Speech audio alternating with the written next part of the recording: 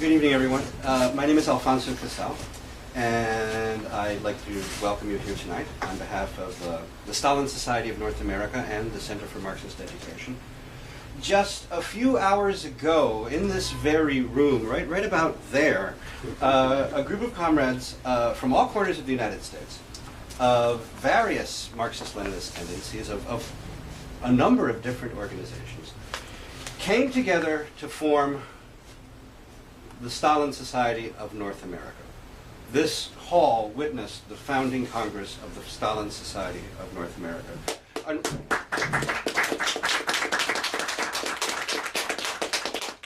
An organization specifically created to counter anti-communist history, Cold War myths, and specifically to restore the original historical verdict of Joseph Stalin as one of the giants of the 20th century and one of the leading figures in the history of progressive mankind.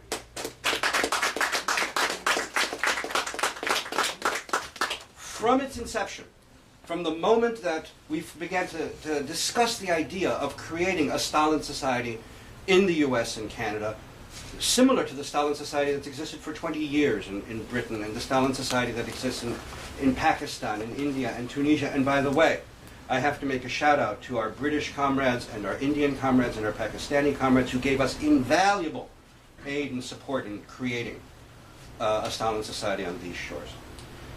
But from the first, we decided that we wanted to annually honor the individual who, in our eyes, had done the most to promote the values and the ideals of the Stalin Society.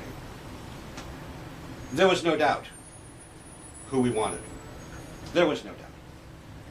There was no doubt that we were going to honor an individual whose numerous articles, both in Russian and in English, whose two books, Khrushchev Lied and The Murder of Sergei Kirov, have placed him beyond doubt, in my mind, as the leading Marxist scholar on the Stalin period of Soviet history.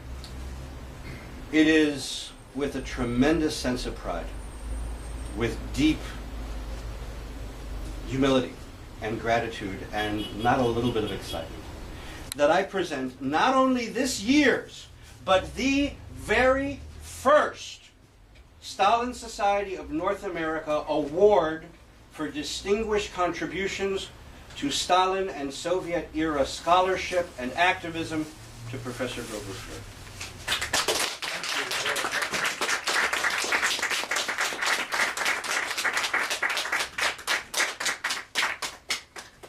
Well, I feel very honored, and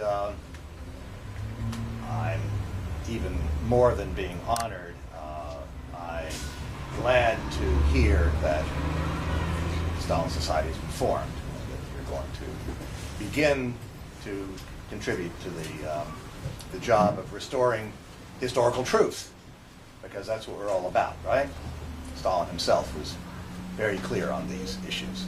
The issue to need to tell the truth. He's a materialist and a Marxist, and held the truth above all things. I was reading the book that it is in English called Conversations with Molotov, Felix Chuyev's interviews with Molotov, was Stalin's right-hand man for a long time.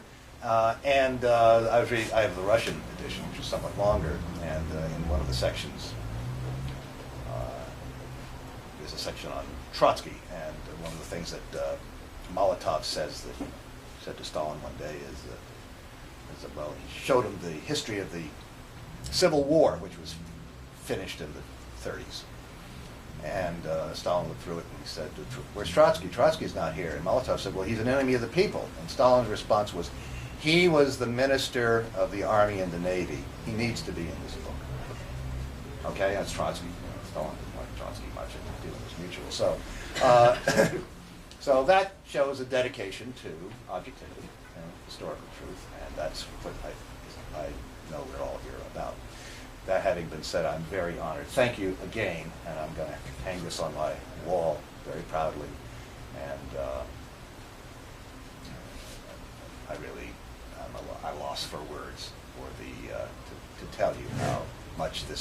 this means to me.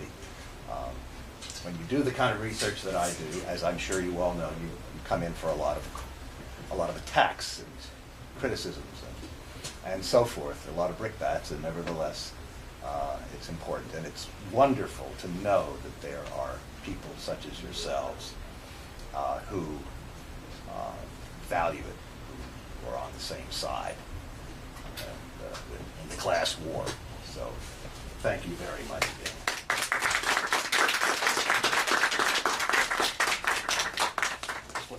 Put this over here and the tables. So, while Grover prepares to actually present his talk, which I understand he has timed to 28 minutes and 32 seconds Whatever or something says, like that, 14 seconds. He's timed it, of course. I'll welcome you all to the Center for Marxist Education formally. My name's Joe Ramsey. I'm one of the volunteer organizers here at the CME. I have been involved just since the summer, like most of us. Actually, like Doug, who's been here all day keeping the site open for y'all. We've really just been involved, most of us. Some of us have been involved for decades, but most of us are quite new to the space, and we're always looking for new volunteers. We put on an array of educational events, and this space is open to anyone who's organizing kind of for against capitalism for the people, in a kind of ecumenical spirit. So we hope that many of you will return to the space at some point. First, as a space organizer, Casey in the back was suggesting that we might, I might ask you to kind of fill in a little bit. We're anticipating, if present patterns continue to be, a few more stragglers, and there aren't that many more seats. We could bring out some more, but then it's going to kind of block the walkway. So if you do have a seat to your right, could you please fill in, not too much trouble, just so we make a little bit of space for late stragglers so we don't have to disrupt as much. Thank you very much for that. Room for more Stalinists. I want to point out a couple of things before I formally introduce Professor Furr. I'll try to keep the introduction very short, though, because I know many of you sound like you're pretty up on his work and scholarship and status in the field.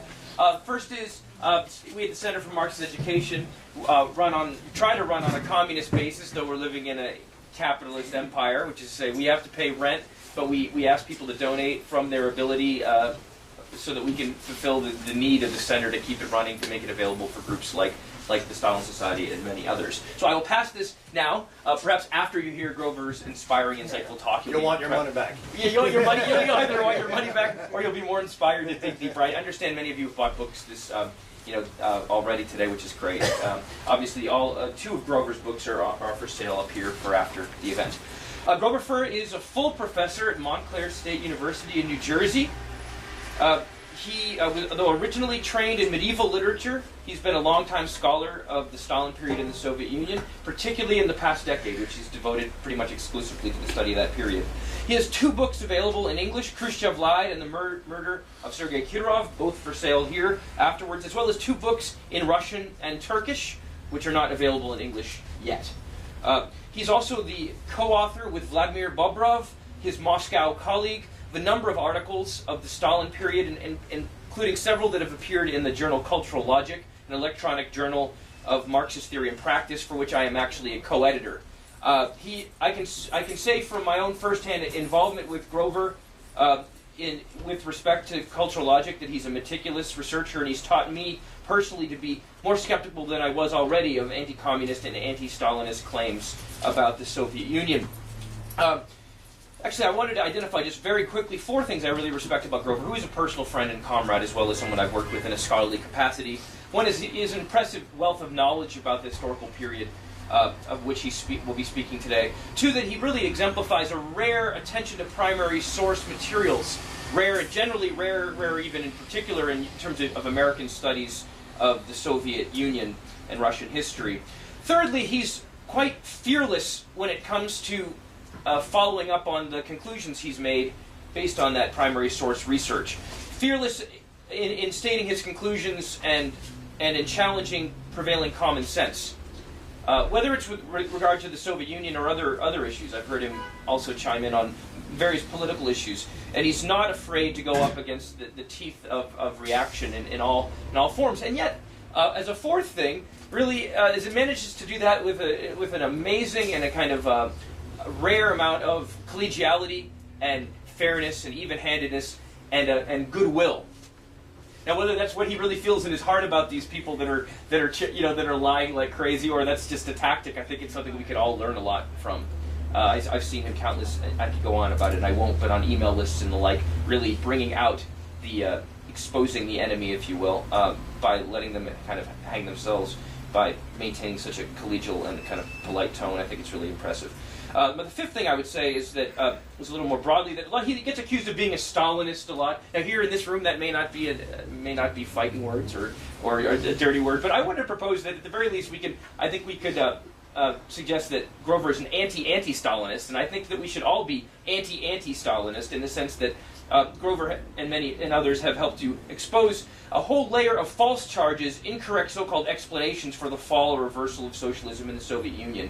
And I've heard Grover say many a time that it's really imperative, whatever we may think of Stalin or any particular leader in history, Soviet or otherwise, whatever we may think of them, it's very important that we clear away the false explanations, the false recriminations directed against Stalin and the Stalin-era Soviet Union, so that we can learn the true, correct lessons of what has reversed, destroyed, rolled back socialism in the Soviet Union, or elsewhere for that matter. It's very important to do that, not just as an academic matter or a matter of reclaiming our sense of identity or correctness, but so that we can, in fact, learn the right lessons to make a true and a sustainable revolution that won't get stuck in reversed in socialism, but that will go all the way on to communism, right? And that's really, I think, one of the reasons I find Grover's work to be so valuable. Finally, before I give him the floor for his 28 minutes and 14 seconds, after which there will be question and answer, and I hope we'll have a lively discussion today, I want to point out the CME has some other events coming up. We can talk more about them later, but we have at least, we have like 5 or 6 other events in March, plus regular hours for those of you who live locally.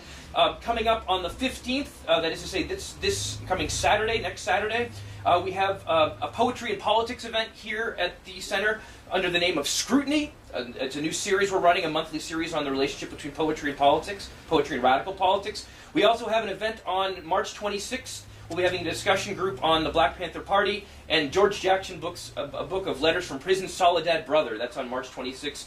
Just the third event we'll be having on the 29th.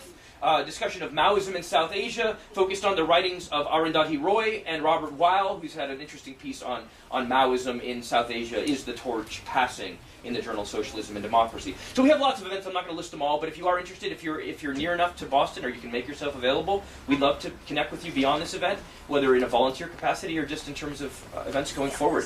Email list. We also have an email list, which was here a moment ago. Perhaps it's been circulating. Does anybody see a plastic binder? We have an email list with also. It's underneath. There you go. So if you want to get reminders about events, we don't send out many emails, but Casey does send out a couple of reminders a month. And if you'd like to be on our list for ongoing events here at the CME, please do sign up. I'll donate my pen to that cause. All right. I think that's everything.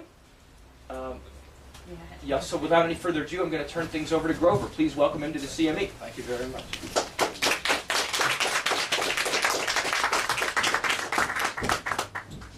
Thanks.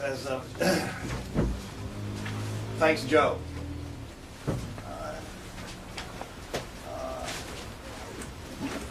Very generous remarks. I've written this to come in just under half an hour because we have a lot of stuff to do.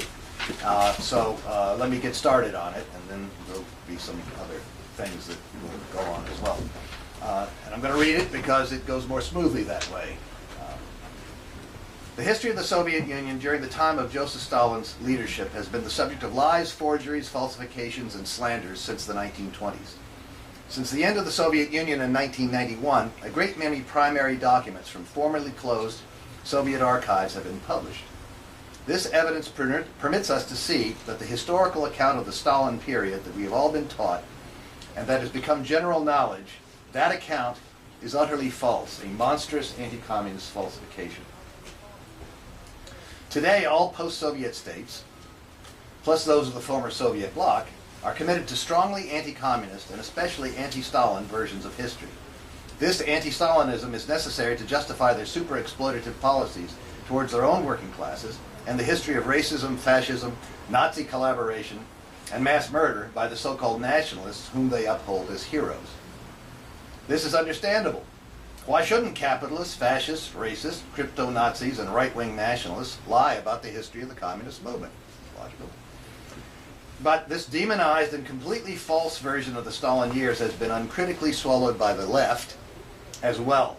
I should put left in quotation marks, but you know. This prevents us from understanding what really happened in the Soviet Union, and so from learning from the Soviet experience, positive and negative. Today I'm going to report briefly on recent research of my own on 8 issues in Soviet history of the 1930s, the Stalin period. They illustrate how false the prevailing construction of the Stalin period of Soviet history is. Others, especially in Russia, are also working along similar lines, and I call this talk The Continuing Revolution in Stalin-Era Soviet History. 1. So, 8 points. First point, Stalin and Democracy. In 2005, I published a long 2-part article entitled Stalin and the Struggle for Democratic Reform in Cultural Logic.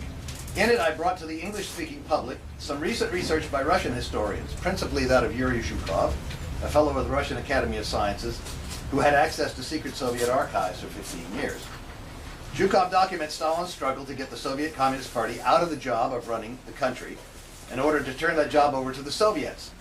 Stalin's goal was finally embodied in the 1936 Soviet Constitution, which called for equal, universal, secret, and, this is a central issue, contested elections. Stalin and his supporters encountered a great deal of overt resistance within the party leadership and Central Committee. Contested elections were scheduled for December 1937, but resistance to them was so strong within the Central Committee that the provision for contested elections was canceled at virtually the last minute on October 11th, 1937. They were never to be held. It appears that Stalin tried to revive this democratic movement again in the 40s, but was unsuccessful. There is some evidence that Lavrentiy Beria wanted to continue that effort after Stalin's death, and that this was a prime reason he was murdered in 1953 by the other members of the Soviet leadership. 2. Khrushchev lied. In terms of its practical impact on world history, Khrushchev's secret speech is the most influential speech of the 20th century and possibly of all time. In it, Khrushchev painted Stalin as a bloodthirsty tyrant, guilty of a reign of terror lasting more than 2 decades. As a direct result of this speech, about 1/2 of all the members of the communist parties in the non-communist bloc quit their parties within 2 years. After the 22nd Party Congress of 1961, where Khrushchev and his men attacked Stalin with even more venom, many Soviet historians elaborated Khrushchev's lies.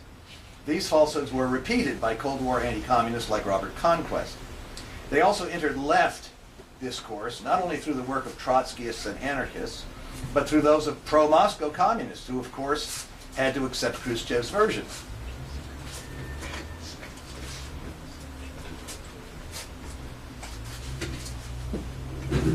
During 2005, I researched and wrote the book Khrushchev Lied. Its long subtitle reads, quote, "The evidence that every revelation of Stalin's and Beria's crimes in Nikita Khrushchev's infamous secret speech to the 20th Party Congress of the Communist Party of the Soviet Union on February 25th, 1956 is provably false." In my book, I identify 61 accusations that Khrushchev made against either Stalin or, in a few cases, Beria. I then studied each one of them in the light of evidence available from former Soviet archives. To my own surprise, I found that 60 of the 61 accusations are provably, demonstrably false. About the other one, which is a minor one, it's not clear one way or the other. Few people today read this speech, full of references to people and events, few of which non-specialists have ever heard of.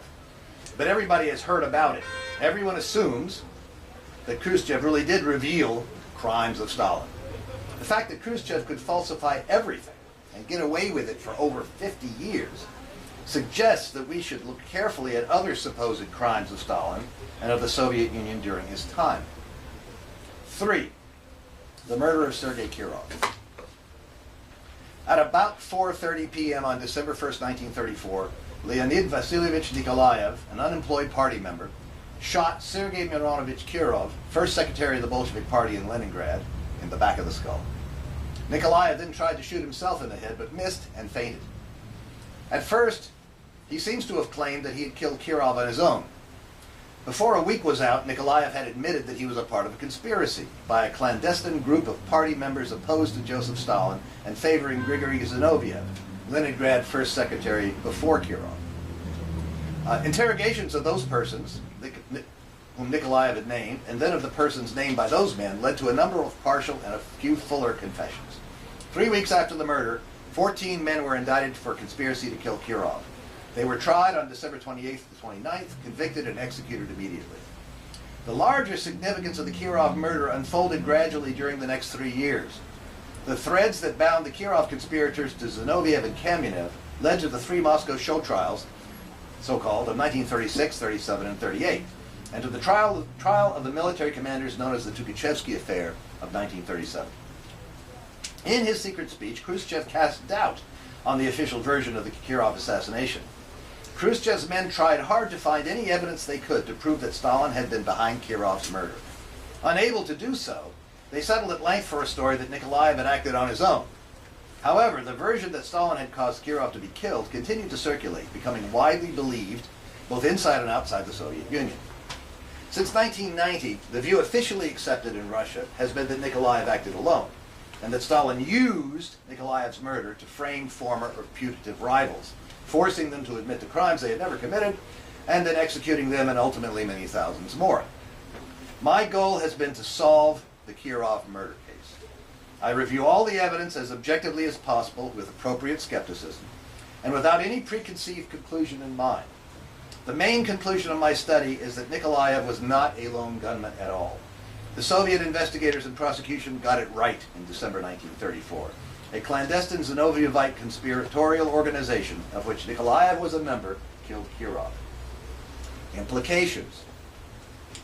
Khrushchev aimed to debunk the then canonical narrative of Soviet history during the 1930s and create a new one out of whole cloth, one in which Stalin was the criminal who had framed and executed a great many innocent party members. Khrushchev realized that the complete rewriting of Soviet history he wanted necessitated a reversal of verdicts in the Kirov case, and the reverse is also true.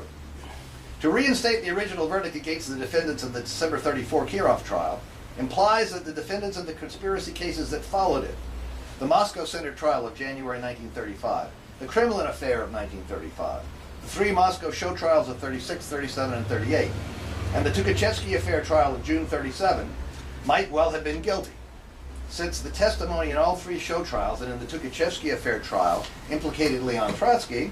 It raised the possibility that Trotsky might have been guilty too. Likewise, it suggests that other party leaders tried and executed in non-public trials might be guilty as well.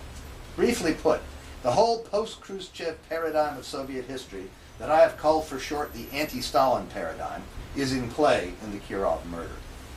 The Kirov murder case is one of a number of hot-button issues in Soviet history. Others include the Moscow trials, the Azovshchina of 1937-38, also known in Cold War terminology as the Great Terror, and Nikita Khrushchev's secret speech.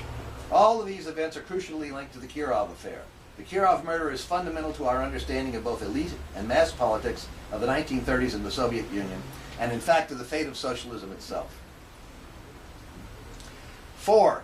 Timothy Snyder, Bloodlands, Europe Between Hitler and Stalin, New York Basic Books, 2010. Snyder, a full professor of Eastern European history at Yale, has written 24 articles for leading intellectual journals such as the New York Review of Books. Now it's more because he's being interviewed and writing all over the place in the New York Review of Books and New York Times and other places about the Ukrainian situation, right? In 2010, he published a book called Bloodlands. This book is by far the most successful attempt to date to equate Stalin with Hitler, the Soviet Union with Nazi Germany. It has garnered rave reviews in literally dozens of newspapers and journals, received many prizes for historiography, and been translated into 26 languages and still counting. Snyder has little to say about the Nazis, in fact.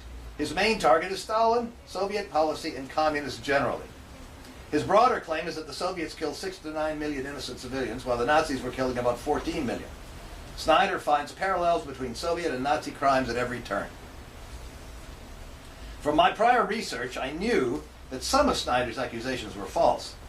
So I spent a whole year, actually now it's closer to 2 years, methodically checking every single footnote, every reference to anything that could be construed as a crime by Stalin, the Soviet Union, or pro-Soviet communists, and he claims in Snyder's book.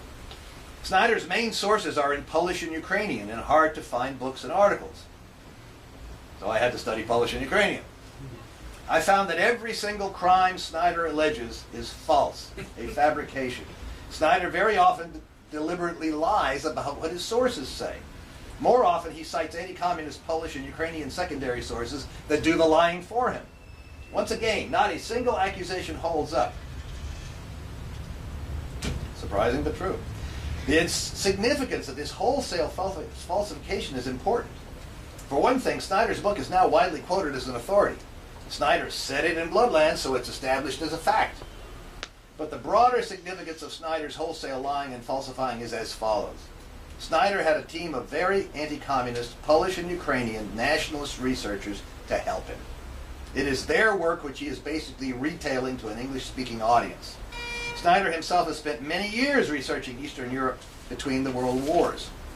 And yet, Snyder cannot find a single genuine crime by the Soviet Union, Stalin, or even by pro-communist groups. Surely this team of dedicated anti-communists, armed with the support of their post-Soviet states, access to archives, and knowledge of all the Eastern European languages, surely they would identify some real crimes of Stalin or the Soviet Union, if such existed. This constitutes the best evidence we are ever likely to have that there were no such crimes.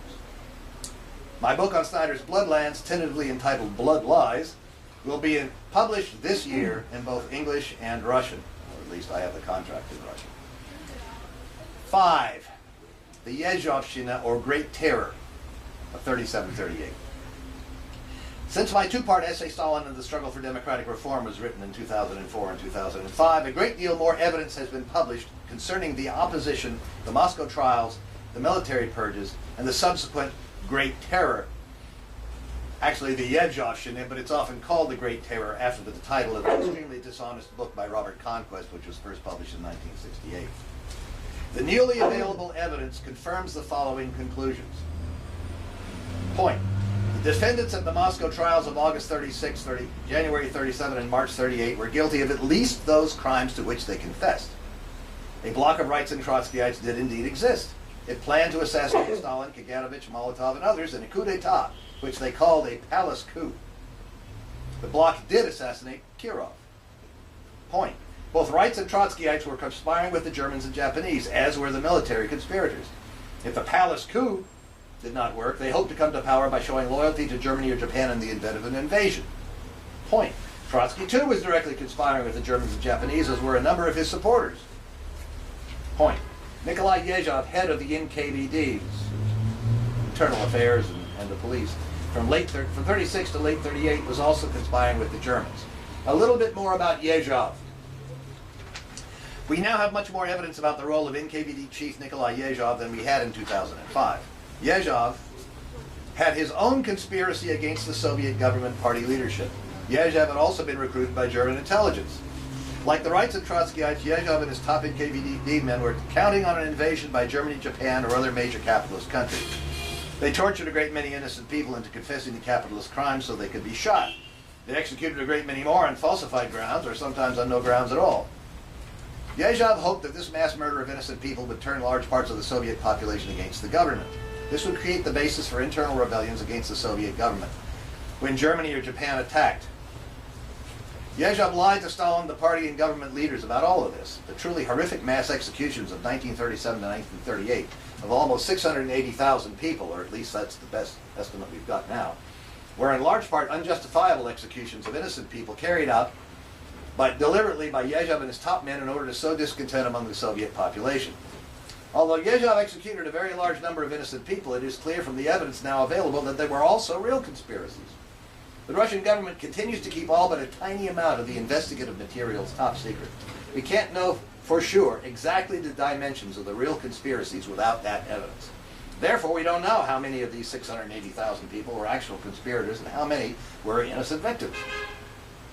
As I wrote in 2005, Stalin and the party leadership began to suspect as early as October 1937 that some of the repression was being done illegally. From early in 1938, when Pavel Postyshev, a member of the Politburo, was sharply criticized, then removed from the Politburo, then removed from the Central Committee, then expelled from the party, then tried and executed for mass unjustified repressions, these suspicions grew. When Lavrentiy Beria was appointed as Yezhov's second-in-command, this was in August 38, Yezhov and his men understood that Stalin and the party leadership no longer trusted them. They made one last plot to assassinate Stalin at the November 7th, 1938 celebration of the 21st anniversary of the Bolshevik Revolution. But Yezhov's men were arrested. Yezhov was persuaded to resign. An intensive investigation was begun and a huge number of NKVD abuses were discovered. A great many cases of those tried or punished under Yezhov were reviewed. Over 100,000 people were released from prisons and camps. Many NKVD men were arrested, confessed to torturing innocent people, tried and executed. Many more NKVD men were sentenced to prison or dismissed. Under Beria, the number of executions in 1939 and 40 dropped to less than 1% of the number under Yezhov in 1937 and 38. And many of those executed were NKVD men, including Yezhov himself, found guilty of massive unjustified repression and executions of innocent people. Some of the most dramatic evidence published since 2005 are confessions of Yezhov and Mikhail Frenovsky, Yezhov's second in command. I have put some of these on the internet. I've put all the ones that there are on the internet. There aren't any others, as far as I know, in both the original Russian and in English translation. We also have a great many more confessions and interrogations, mostly partial, of Yezhov, in which he makes many more confessions. These were published in 2007 in a semi-official account by Alexei Pavlyukov. I put those on the internet too. One interesting aspect of this is that Nikolai Bukharin, leading name among the rightists and one of its leaders, knew about the Yezhovshchina as it was happening and praised it in a letter to Stalin that he wrote from prison, which has been published. It gets even better. Bukharin knew that Yezhov was a member of the rightist conspiracy, as he himself was. No doubt this is why he welcomed Yezhov's appointment as head of the NKVD, a view recorded by his widow in her memoirs. She wrote her memoirs and published in 1989. In his first confession, in his now famous letter to Stalin of December 10th, 1937, and at his trial in March 38, Bukharin claimed that he had completely disarmed and told everything he knew. But now we can prove that this was a lie. Bukharin knew that Yezhov was a leading member of the rightist conspiracy, but he didn't inform on it. According to Mikhail Frenovsky, Yezhov's right-hand man, Yezhov probably promised to see that he would, to Bukharin, that he would not be executed if he did not mention his own, Yezhov's participation. That's in Frenovsky's confession of April 11th, 1939, which I have online in both languages. If Bukharin had told the truth, if he had in fact informed on Yezhov, Yezhov's mass murders could have been stopped in their tracks. The lives of hundreds of thousands of innocent people could have been saved. But Bukharin remained true to his fellow conspirators. He went to execution, an execution he swore in his appeal he deserved 10 times over without revealing Yezhov's participation in the conspiracy. This point cannot be stressed too much. The blood of the hundreds of thousands of innocent persons slaughtered by Yezhov and his men during 37-38 are in Bukharin's hands. Objectivity and evidence. I agree with historian Jeffrey Roberts when he says, quote, "In the last 15 years or so, an enormous amount of new material on Stalin has become available from Russian archives. I should make it clear that as a historian I have a strong orientation to telling the truth about the past, no matter how uncomfortable or unpalatable the conclusions may be. I do not think that there is a dilemma. You just tell the truth as you see it." End quote. The conclusions I have reached about the Yezhovshchina will be unacceptable to ideologically motivated people. I have not reached these conclusions out of any desire to apologize for the policies of Stalin or the Soviet government. I believe these conclusions to be the only objective ones possible based upon the available evidence. I make no claim that the Soviet leadership was free from error. Stalin's vision of a socialism leading to communism was obviously faulty in that it did not come to pass. During Stalin's time, as during the short period of Lenin's leadership, the Soviets made a great many errors. Error is, of course, inevitable in all human endeavor. And since the Bolsheviks were the first communists to conquer and hold state power, they were in unknown waters. It was inevitable, therefore, that they would make a great many mistakes, and they did. 6. The Molotov-Ribbentrop Pact of August 1939. At a conference some years back, it was in fact the MLG in Milwaukee. Were you there? Yeah. A liberal anti-communist threw the Molotov-Ribbentrop Pact, often called by anti-communists the Hitler face. Remember that guy? Yeah. "How can I defend it?" he virtually shouted at me. I realized I did not know nearly as much about it as I should, so I spent the summer of 2009 researching it. The result is a monograph-sized article entitled, quote, this is the title, not a very sexy title. "Did the Soviet Union invade Poland in September 1939? The answer, no, it did not," end quote. You can read it with 17 web pages of evidence and documentation on my home page. I learned a lot.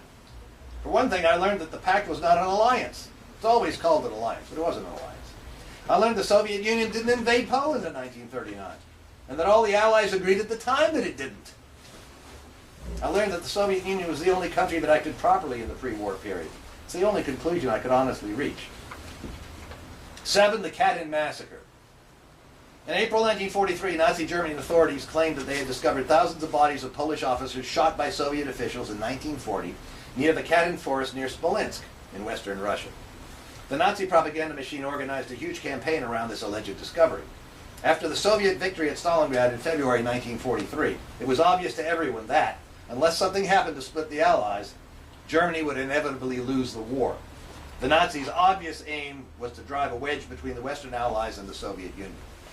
The Soviet government headed by Joseph Stalin vigorously denied the German charge. When the Polish government in exile, always ferociously anti-communist and anti-Russian, collaborated with the Nazi propaganda effort, the Soviet government broke diplomatic relations with it.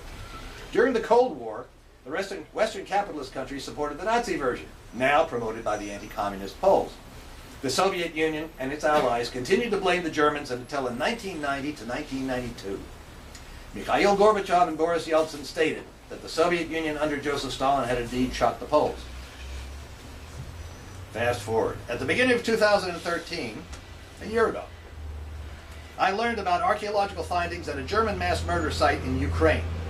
As I have been following the dispute over the Katyn massacre for many years, I soon recognized the implications of these findings.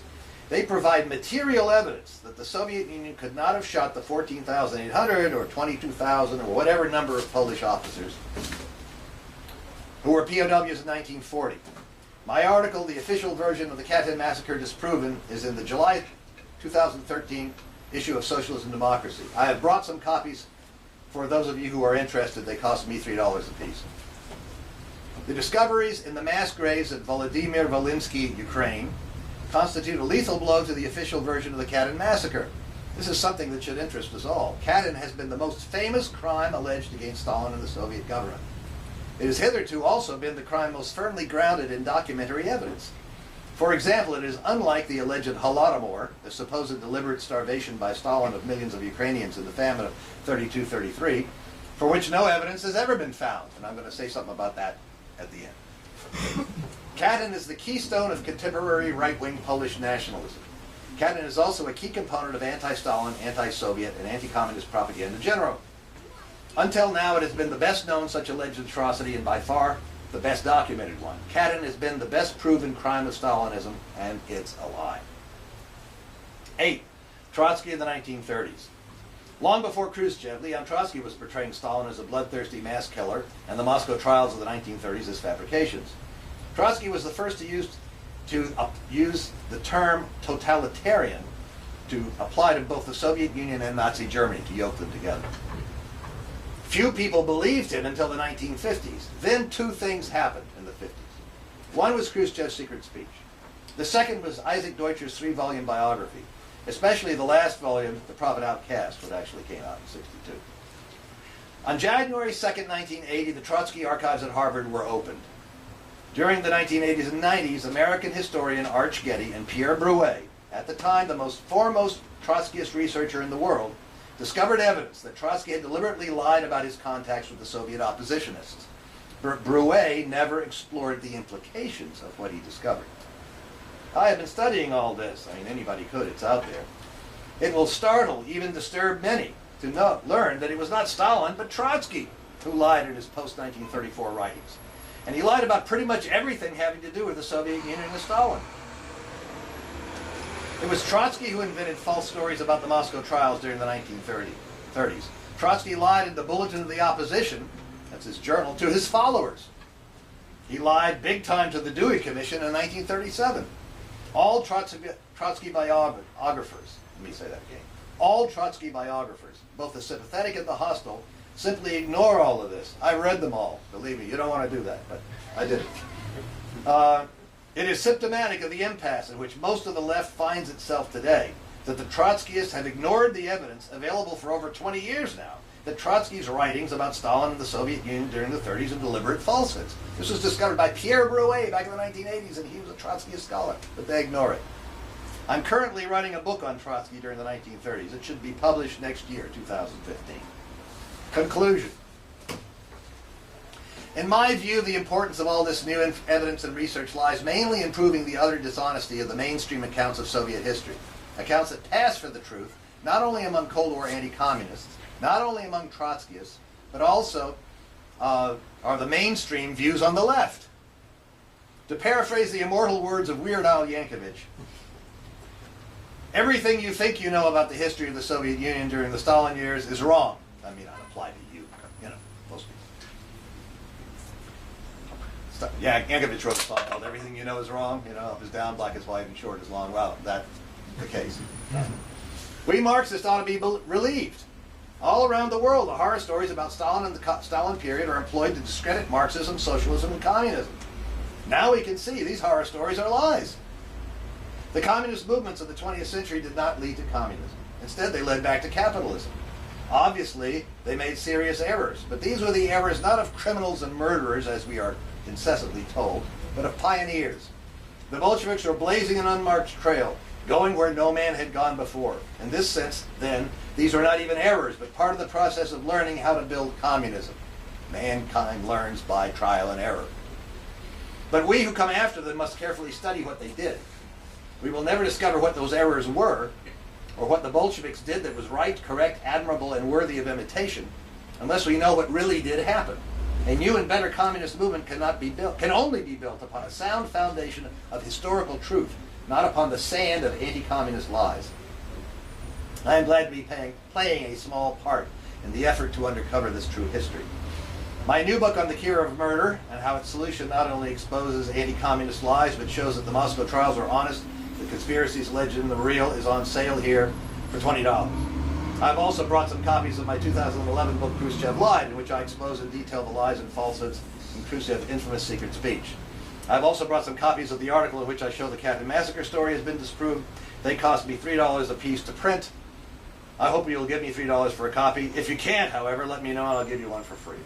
It's worth studying, not only for the results, but also just to see how they do it, how false anti-communist, anti-Stalin, anti-Soviet stories get built up, get constructed and built up to the point whereby they are almost universally accepted and virtually never questioned. Thank you.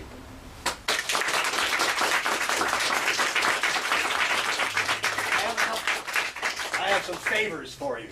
I have a couple of things to hand out to you. If you please pass these out. This first set of handouts, I hope I have enough, these are web pages illustrating the 8, maybe you can just hand on that, web pages for the research that I referred to, the 8 points that I discussed in my talk. Okay, I've written about this material, and these are web pages where you can go and read the research on it if you're interested, do that. Now, concerning my books, I have something else too. Thank you for handing that around. That's great. I got more stuff for you to hand out.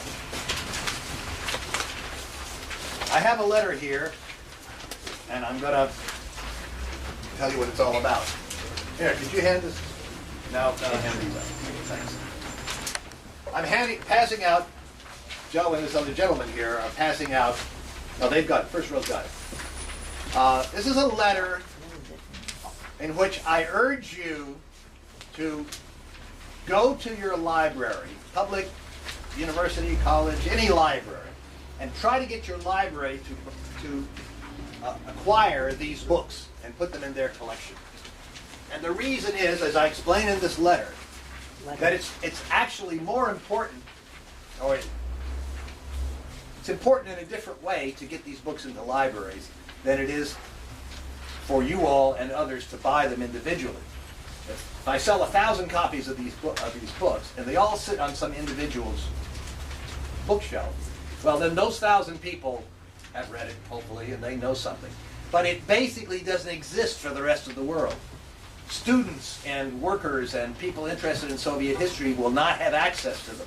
They will only have access to them if this gets into libraries. That's the case. So, I then have these flyers, and Joe, don't give up yet. I got some more flyers for you to hand out. There's extra of those two if anybody didn't get Yeah, them. I've got flyers, one flyer for each of these books, one for the Khrushchev book and one for the Kirov book. And the flyers each have the information that any acquisitions librarian will need. They have the ISBN number, they have the web page at Amazon and at the publisher, and they have the OCLC number. The OCLC number is the number that's used by this great mega database of world libraries. Okay, and when a book is acquired, the acquiring librarian has to cataloger it, has to look and see if it's on OCLC, and if it isn't, they have to go through a complicated rigmarole of entering it in OCLC. But these books are already in OCLC, so they can just type in this number and check. They know how to do that. So this is the information they need. Now let me just say, and here, could you hand this one out? This is Khrushchev line. It isn't going to work probably if you mail it in or call them up. It's going to work, if at all, if you go in person and ask to speak to the acquisitions librarian and leave this material, not the letter, but the brochure, the leaflet with them. Now, they still may not acquire it, but they certainly aren't going to acquire it if you don't ask them, because this is by a small left-wing press. This is not going to be in any of the library journals. It's not going to be advertised in any of the big magazines. The scholars in the field aren't going to mention it. It was reviewed in Socialism and Democracy, and that's great. But, if we're going to get into libraries, individuals have to go and request it. And a number of people have done that. So it is in some libraries, and it needs to get into libraries. And that's like a politically important thing to do. Not for me. It's not for me. But this is if we want the truth to get out there and to be available to people, that's what we need to do, right? We need to get that out.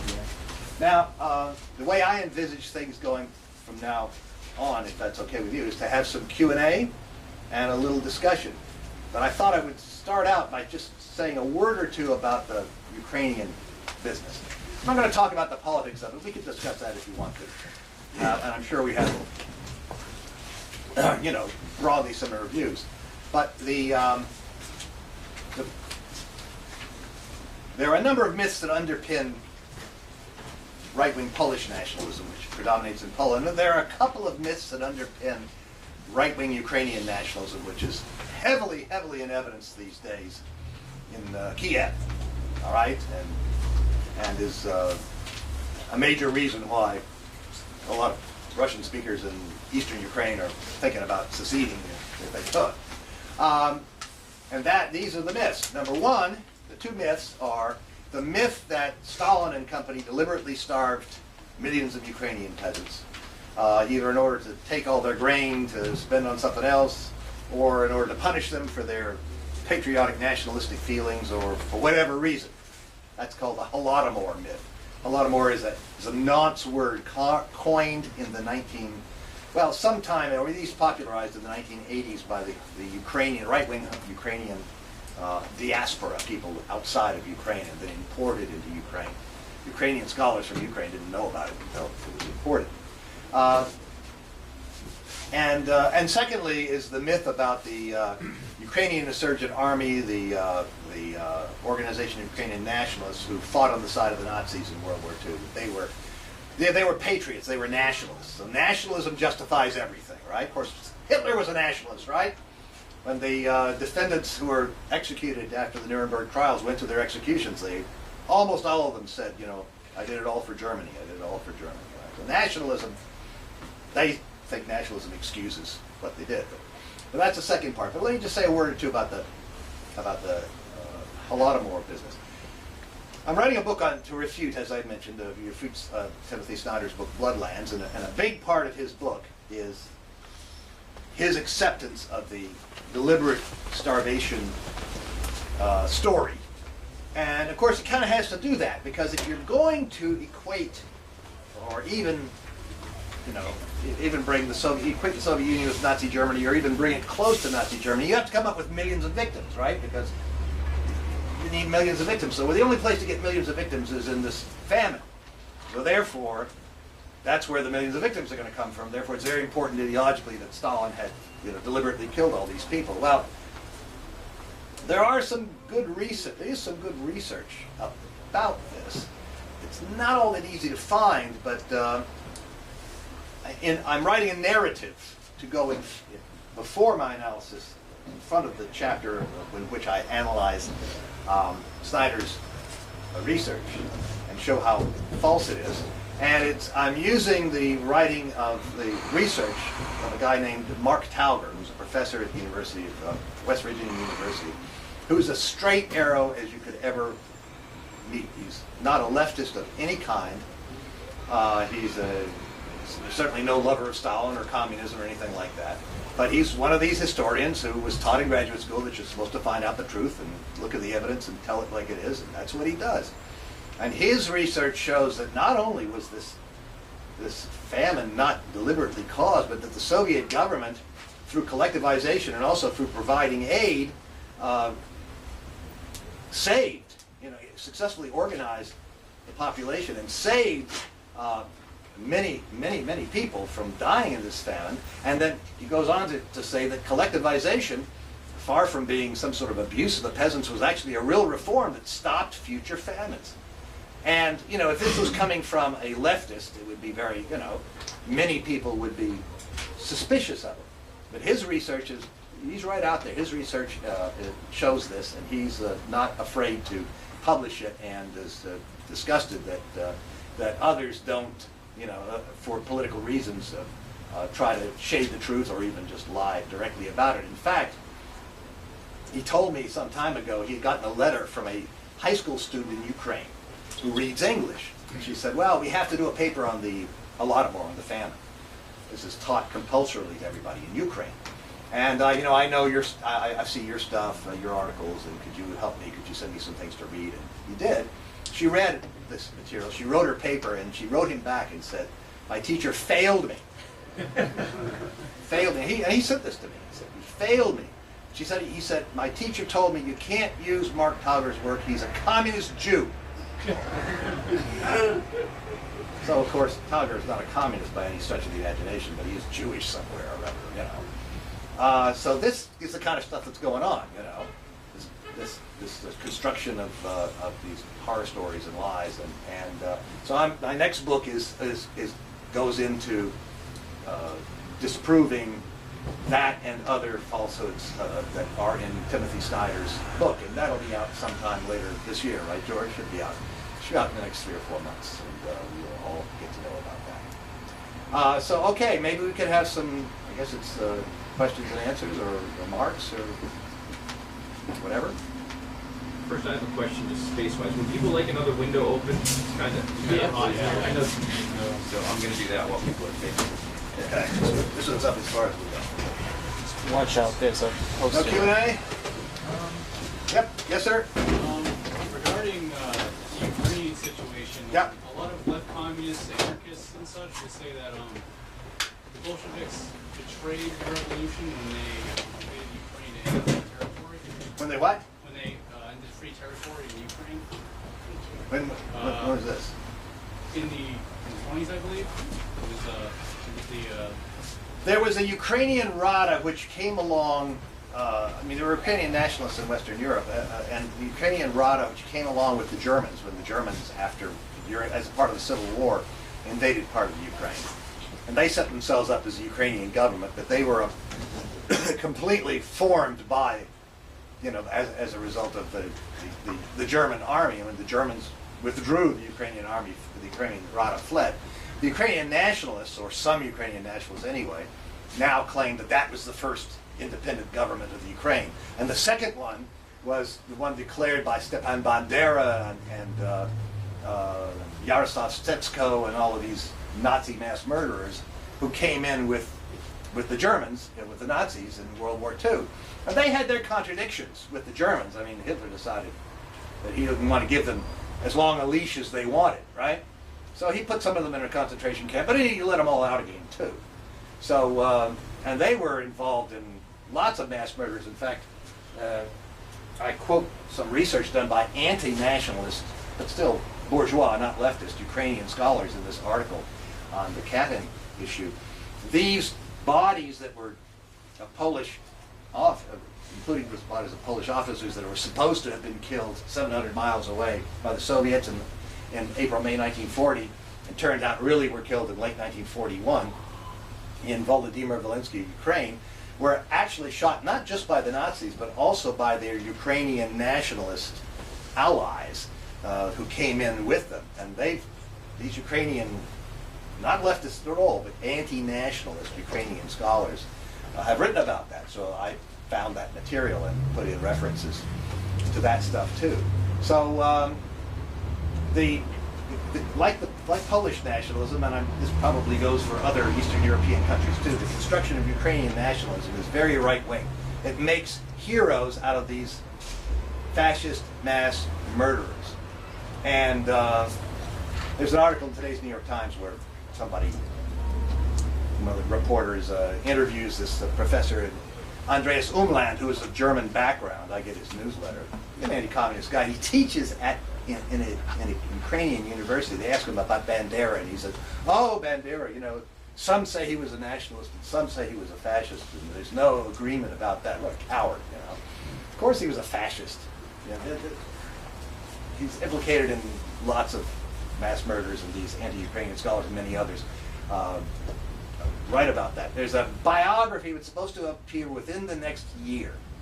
Finally, a scholarly biography, in English, by the way, of Stepan Bandera. And the guy who's writing is a guy named Grigory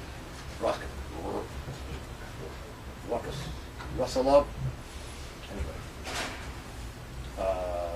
Grigory Rakosovsky-Liba has been giving talks, or he's given a couple of talks in Ukraine about the adjournment. And I was told by somebody who's a friend of his that he had to have bodyguards. The Ukrainian right wing was going to attack his talks because he's attacking their hero. And there are streets named after him in western Ukraine and statues to him. And then in eastern Ukraine, there are monuments to the victims of the Ukrainian nationalists. So this is a big split. Ukraine is very seriously split, and we can see that kind of thing going on now. Yes, ma'am, you had a hand up. Okay, well, a little different generation. I remember when I was living with my cousins, both had been in the party, and I was and still am. Remember when Stalin died, Billy said, you know, he did a few stupid things, but you know, on the whole, he was a great guy, and I've always respected him. He taught me how to be a good mother too, by the way. But with that, when I was in school, I had a history professor who was very close to some really bigwigs in the State Department, and this is what we were taught for 20th century history, was that Stalin screwed up because he believed junk which was coming through from German intelligence coming through, and that he messed up on some of his great generals during the whole trial piece, you know. Yes. That, like I said, that's coming from Yes. right-wing State Department. Sure. Which sort of gives sort of a thing. The other thing is I wanted to say on the Ukraine, when I was in high school, we were recommended, so I did read, if you wanted to know what went on in the Soviet Union in the 20s and 30s, to read Sholokov's Quiet Frozen Dawn, and then God Comes Home to the Sea, and you see the conflicts and the stuff coming in from abroad, and the internal conflicts and what happens, so that you know, that sort of skepticism. And then you can read Nicholas's book here on Love and War, volumes 2 and 3 coming out, but who was born in this country. And Who is that? Nicholas Gerlach. Well, you may be interested. I'll show you after. Sure. But volume 2 and 3. His father and family. His father left in 1905 to escape with his life, and in the early 30s, Nick was born here, half the family was here and half went back with my father. And that was because there was no work for minors.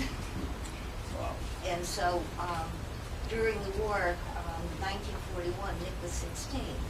And so Nick was sent to Siberia by father to a brother who, because there was a lot of anti-foreign stuff going on in the 30s, and that family was split, but they were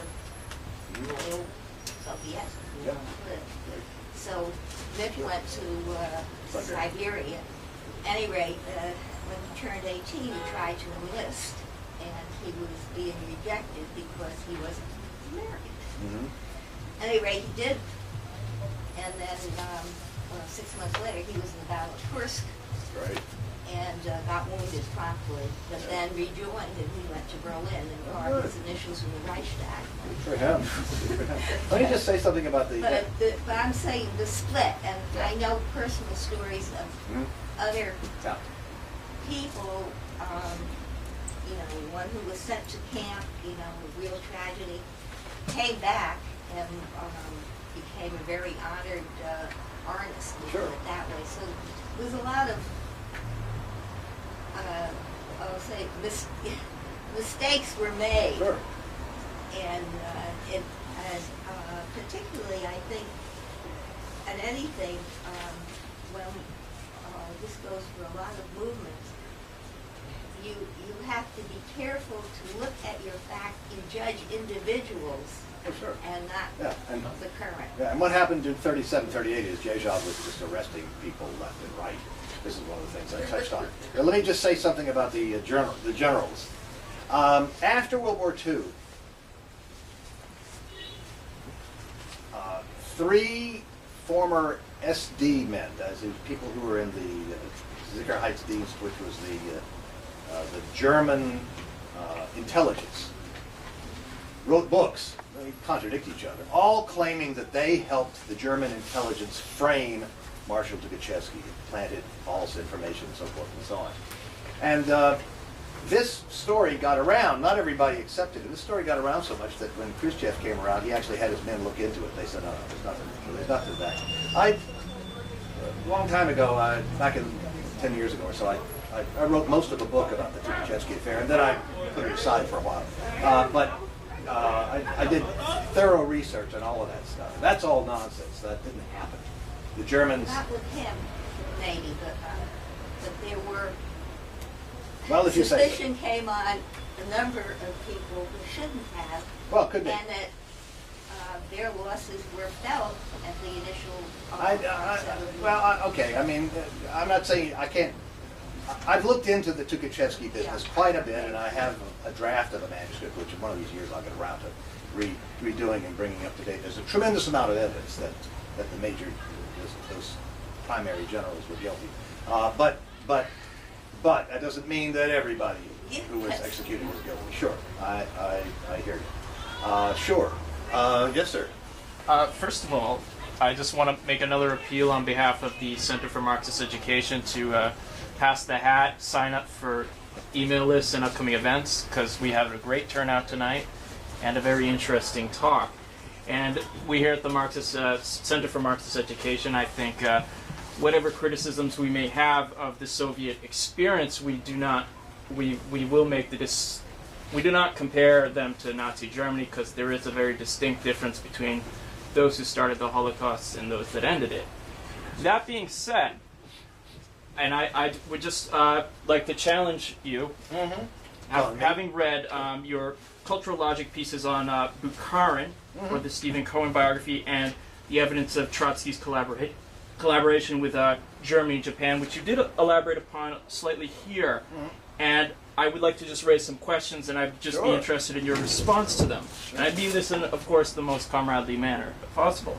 And if the verdicts of the Moscow trials were true, then Trotsky, Bukharin, etc., along with a number of other Soviet government officials, were involved in collaboration with German, Japanese, Polish, and British intelligence.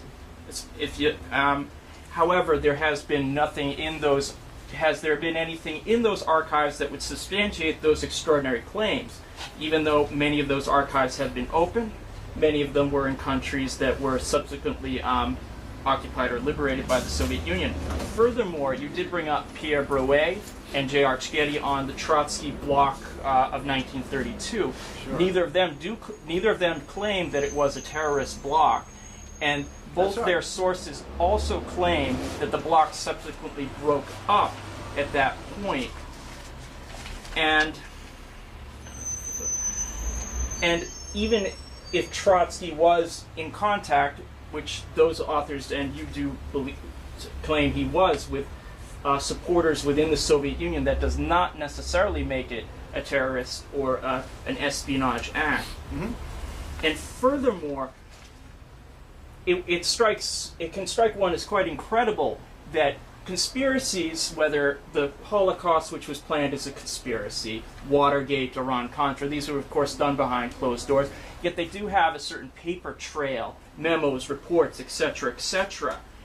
This one would have to be one of the first that has almost no paper trail, according to that. The other thing is, according to you, that Bukharin's confessions at his trial were valid.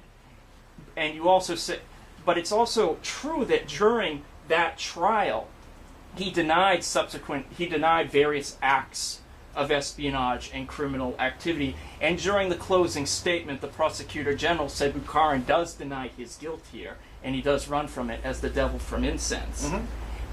And you were quite correct that Bukharin was not tortured, but nor does Stephen Cohen actually claim that in his biography, at least Right. the edition I currently That's have. right. And I was just wondering how you'd respond to some of these points. Sure. If you just go back to the first one, I'd be glad to do it briefly. I'm sorry, I just read Doug's notes, but he does claim that it was the threat to his family that made him confess, right? That's correct. So I read Doug's draft of this Yeah. comments, so that's why I just wanted to. Thank you. So you wanted to The first point was dealing with archives in like Germany, Japan, Poland, Britain, etc. Oh, about in terms of the conspiracy. About the Tukhachevsky affair? This was I more read the 1938 trial transcript when they did list some of the countries. So which archives? I mean, just which case are you talking about? I'm talking about the Bukharin trial essentially here. But Bukharin? Bukharin. Bukharin wasn't charged with being a spy, and he wasn't a spy.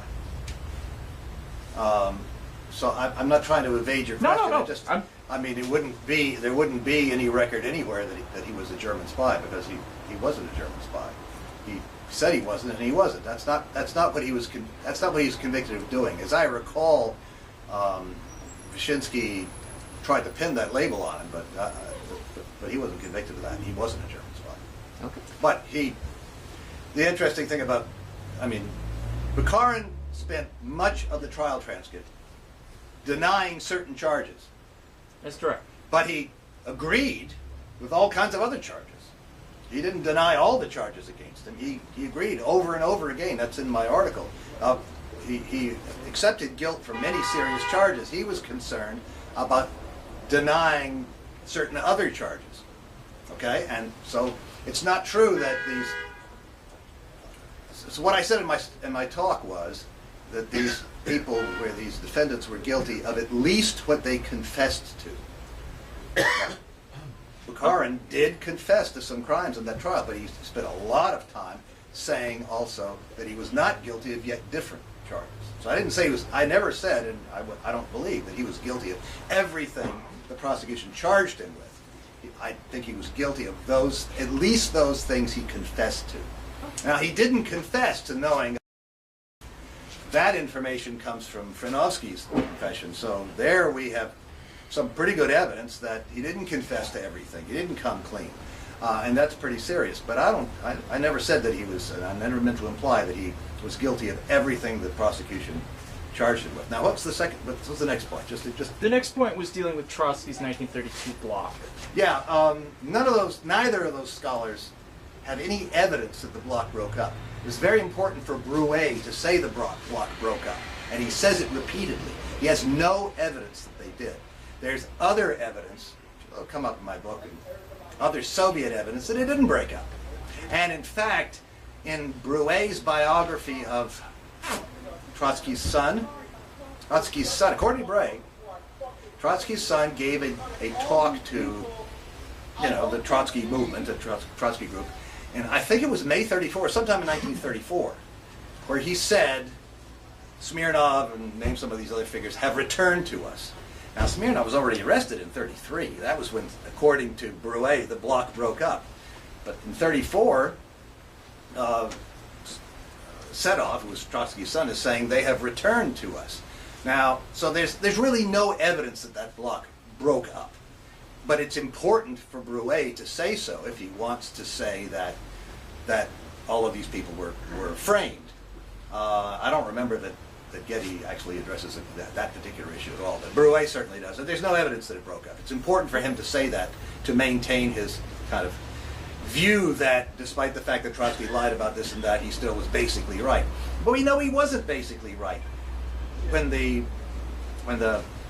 Kirov assassination took place, and Trotsky wrote extensively about that, and then the other Moscow trials took place, Trotsky said, oh, this is terrible. I would never have had anything to do with any of these people. It's absolutely false that I would ever consider forming a bloc with these horrible individuals. We know he did.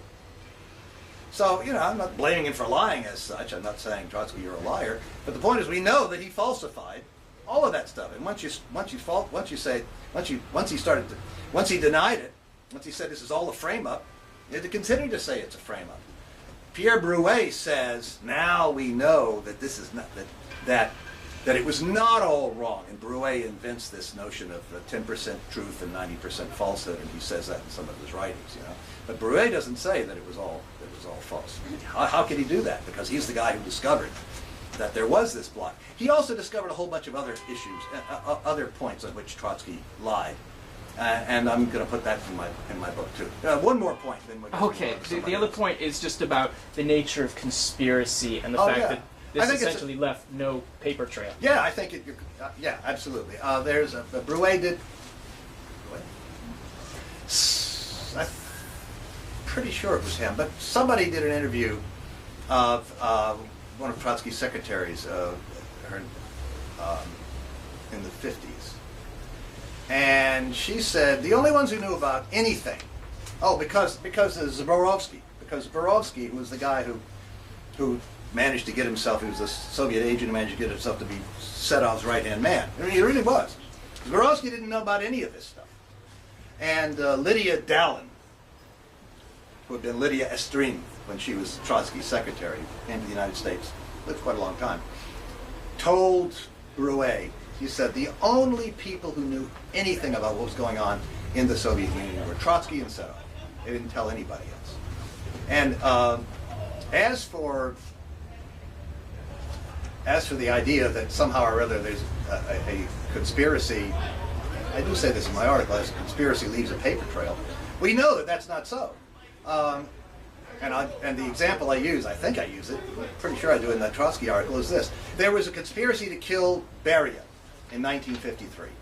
And we know that they did it, because they did it, and then they all boasted about it, the people in the Politburo. There is no paper trail.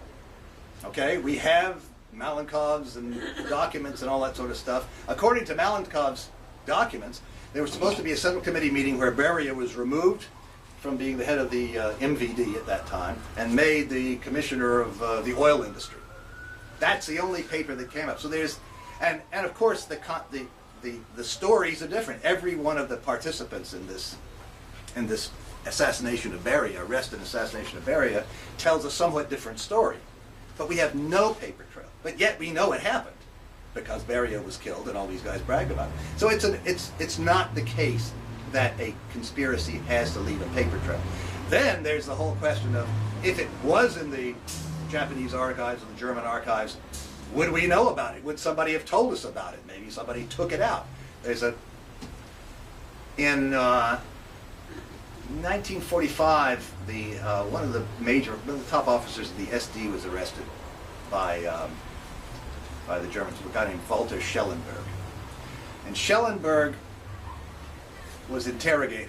He was interrogated in Sweden and he was interrogated in Germany. And there's a book about his interrogations by a German scholar.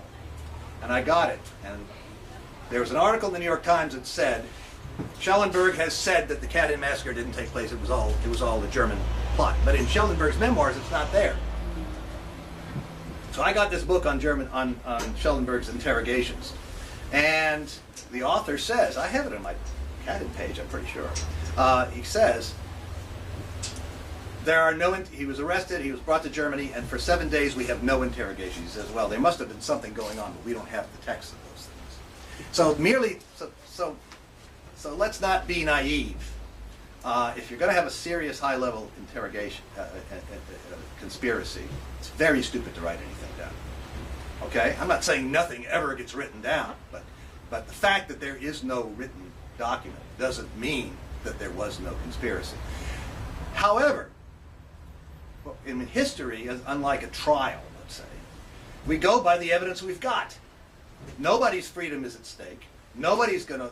There's no such thing as the benefit of the doubt, right? That's only so that you don't convict guilty, innocent people, right? We just have to bring up the evidence we have. We have lots of evidence. It's all circumstantial that Trotsky was involved in these kinds of conspiracies. That's all the evidence we've got. We don't have any evidence other than his denial that he wasn't, but he lied. He lied, and of course he had to lie to have a conspiracy, but we know he lied. So when all the evidence says there was such a conspiracy, and that's all we've got, then you have to go by the evidence. If you're going to be a materialist, materialists decide things about on the basis of evidence. You say that's the evidence. If alternative evidence comes forward, we have to be prepared to change our minds. But that's it. I think the problem is that Trotskyism has gotten deep roots in the left, not only in the United States, but probably more in the States than elsewhere, because the Trotskyist movement was always biggest in the United States.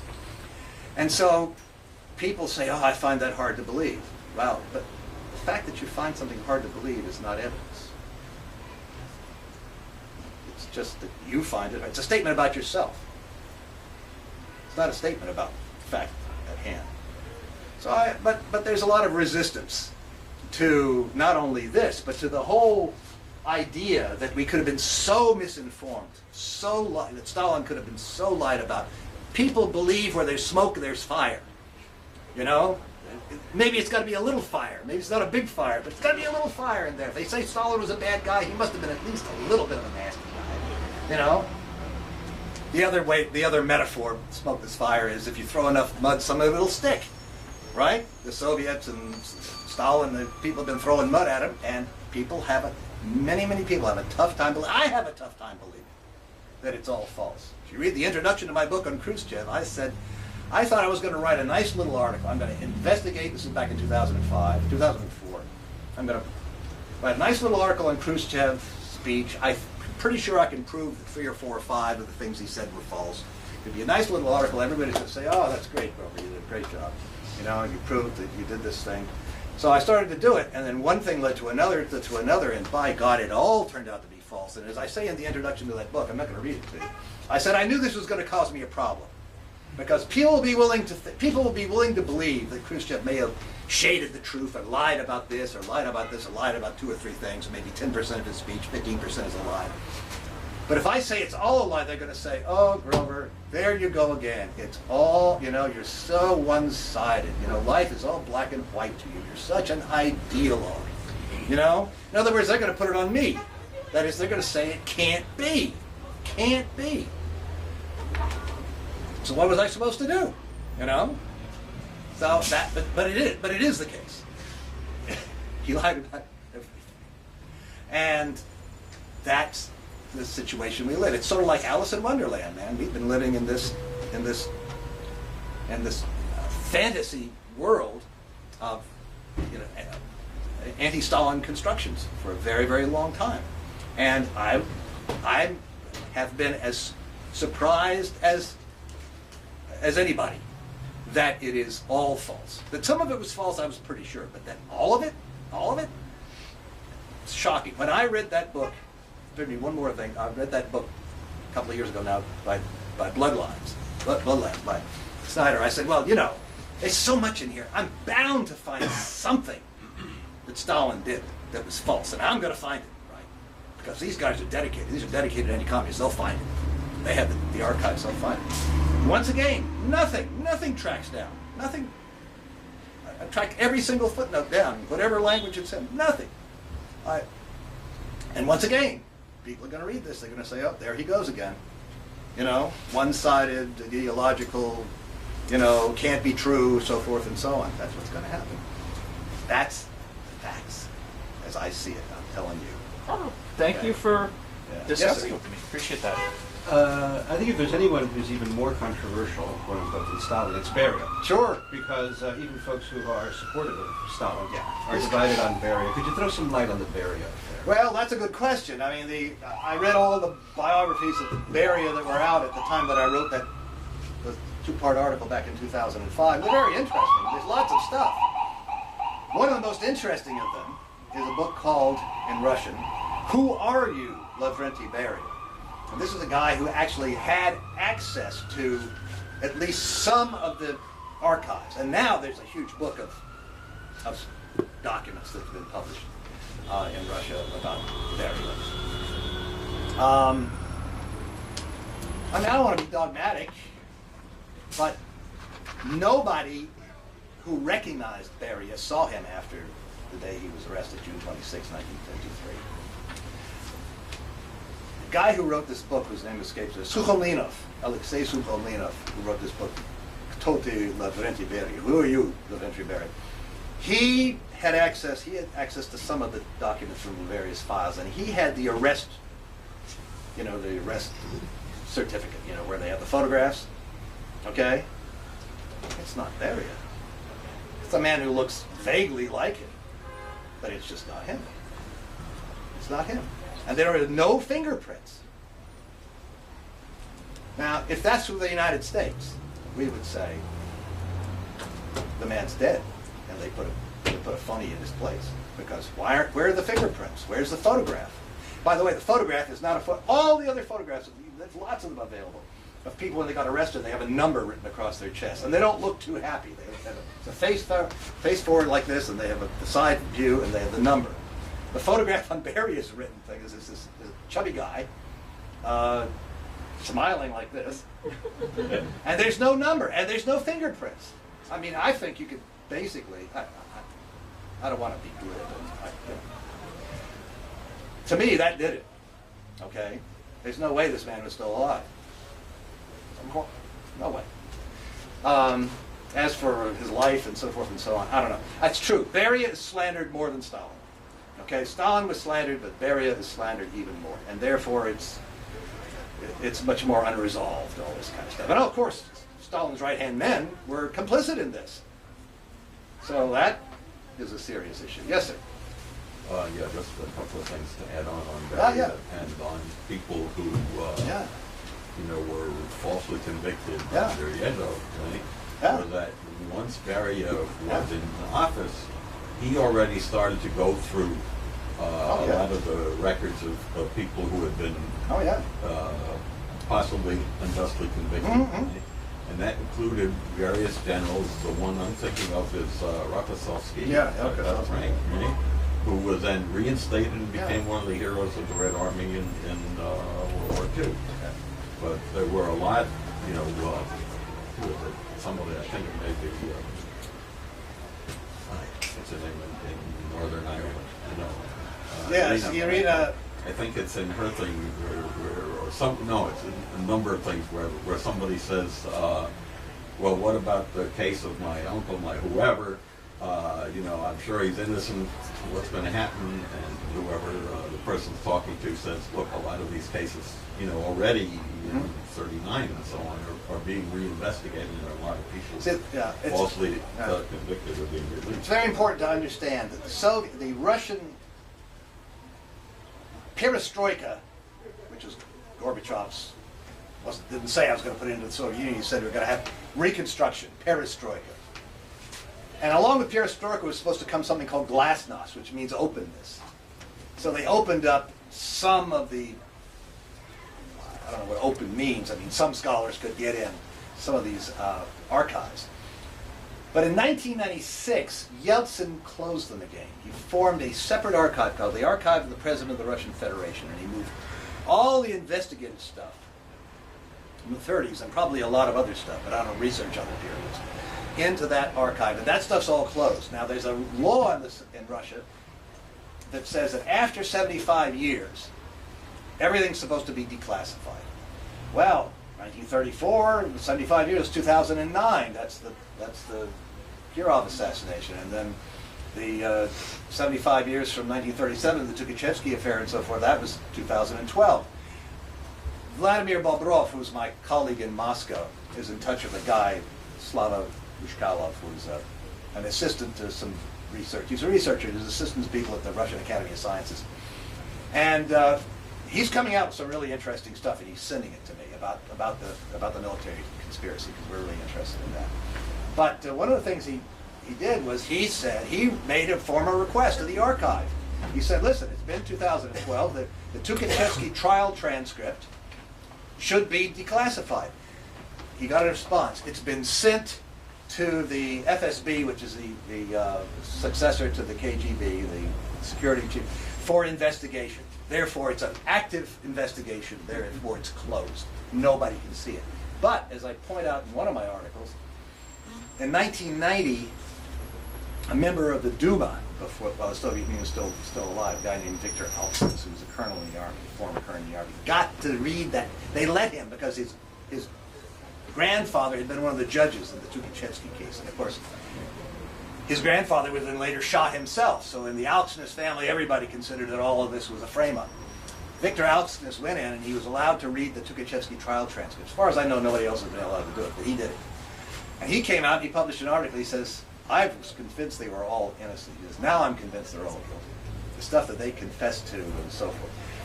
Vladimir and I discovered in the Volkogonov archives in Washington, D.C., stuff smuggled out of Russia, sent out by Dmitry Volkogonov, a horrible anti-communist, but he had a lot of access. Marshal Budyani's letter to Voroshilov describing the trial. That's still top secret in Russia, but it was in the Volkogonov archives. And Vladimir and I published an article about it. It's only in Russian. I haven't translated it yet because I've been doing other things, but it's on my webpage. If you're Russian, there it is. And Budyani was one of the judges, and he attended the trial, and he summarized the trial of Voroshilov, who of course was the Minister of Defense that didn't go to the trial. And he summarized some very interesting stuff, including, that some of these guys directly implicated Trotsky, but lots of other stuff. And they argued with each other, yeah, that happened, no, it didn't happen quite that way, you weren't there, and so forth and so on. And he said there's no way that all of this stuff could have been stage managed. Budyani just took it for granted as all true. So there's a lot of evidence, and that's the kind of stuff you have. Everybody'd like a smoking gun. Everybody'd like a smoking gun, but that life isn't like that. Historical research isn't like that. The fun thing is, in fact, and important is piecing together the circumstantial evidence, putting it all together, forming the patterns. This is what investigators do anyway. This is how they nailed Nikolaev for Kirov's murder. If you read the book, you'll see how they did it. They were very clever. They kept him talking. Keep talking. Finally, he started to contradict himself, and he started to contradict himself, and then finally pieces of the truth started to come out. Then they concentrate on that.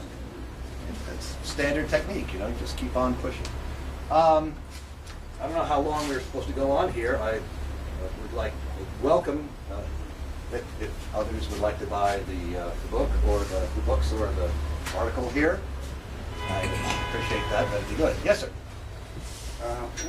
Whatever problems the Soviet Union faced between members of the Communist Party, like Zinoviev, and all those were personal friends of... I can't quite hear you. They were all personal friends as immigrants of Lenin and Stalin. Who? And like Zinoviev, Yeah.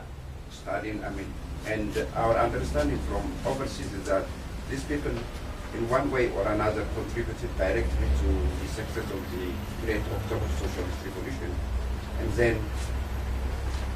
then they were convicted as criminals, and judged, and maybe some of them were eliminated and stuff like that.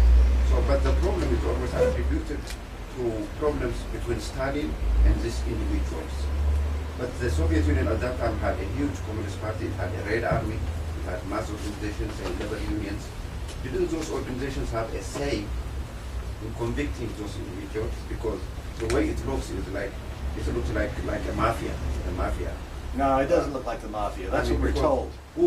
All the American scholars also say Stalin and Yeah. his Sure. complice. Stalin is this. Why should we have that kind of perception in the United States? That's what I'm talking. These people, The members of the Communist Party have, the cadres and stuff, have a say in convicting those individuals. oh no, they had a trial, but that's the way it's done. But I think what you're saying is that we have all been subjected to this anti-Stalin paradigm, this version of history that blames Stalin for all this stuff and says all these people that it's hard for many people to imagine that it's all false, that in fact these people were guilty. It isn't so hard for me anymore because I have studied the evidence. I've found it and gathered it and studied it. So it's not so hard for me. And I think it'll be less hard for you if you read, in terms of the Moscow trial, if you read this book carefully. Because you can see the first half of the book how the false versions are put together, how some of these famous American historians, published at Yale University Press and stuff like that, falsify the evidence and the deductions from the evidence. And that's how it's done. So if you do that, and you do it enough, then you see, then you understand how we could have been bamboozled all these years, how it could all be a lie. Of course, Trotsky and Khrushchev, too. But in terms of the scholarship, the first half of this book, I should say, for many people is going to be heavy going, because I take the three standard histories, and particularly the one done in 2010 by Matthew Leno, published, 800-page book published by Yale University Press, about the Kirov assassination, where he concludes that, oh yeah, you know, the assassin was a lone gunman, and Stalin framed everybody else. He has to massacre the evidence to try to get it to say that. In fact, the evidence doesn't say that, so I point that out. And then in the second half of the book, I go on and say, okay, well, here's what it means. Here's a lot of other stuff we didn't even talk about. Also, bias by omission is a very important way of biasing something. If you don't, you know, he left a lot of stuff out. I go over that in some of these chapters. He quotes certain documents. I got a hold of the documents. I point out, here's what he left out. These are the key things that tend to point to the conspiracy. He left these things out of the document. He left ... you know, and doesn't tell his readers. It's a deeply, deeply dishonest book. But I understand why he did it. If you want to make a career, if you want to make a career in the field of Soviet history, you cannot say that Stalin was innocent. You can't do it. You won't get hired, you won't get published, you won't have a job. Okay, so that's the way it is. All right, in the United States, and in other places, you just can't do it. So that's the world we live in. And yes, we've all been influenced by this. We think, how could this possibly be true? Can't be true. Must be Furr. Must be me. You know, I'm bending the evidence, right? I've got a preconceived idea. I'm imposing my will. I'm putting the evidence on my Procrustean bed and stretching it where it doesn't fit, and cutting it off with the parts that I don't like. You got to read it yourself.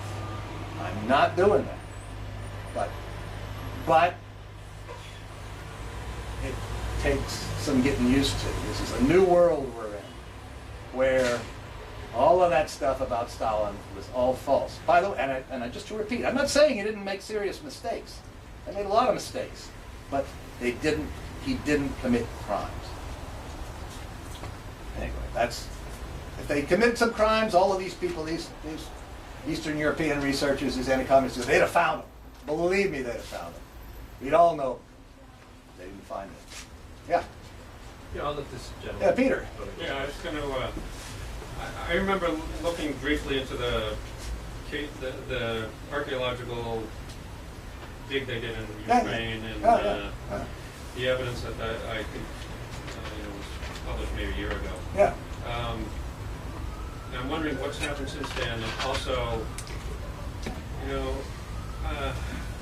it was, for me at the time, I forget a lot of the facts, but at the time it was pretty clear that there was this one person they could point to that definitely was not in the place he was supposed to be, and he died at the wrong time, and how could that, it puts into doubt a lot of the stuff, a lot of the scenario that they painted for the Cape Massacre, but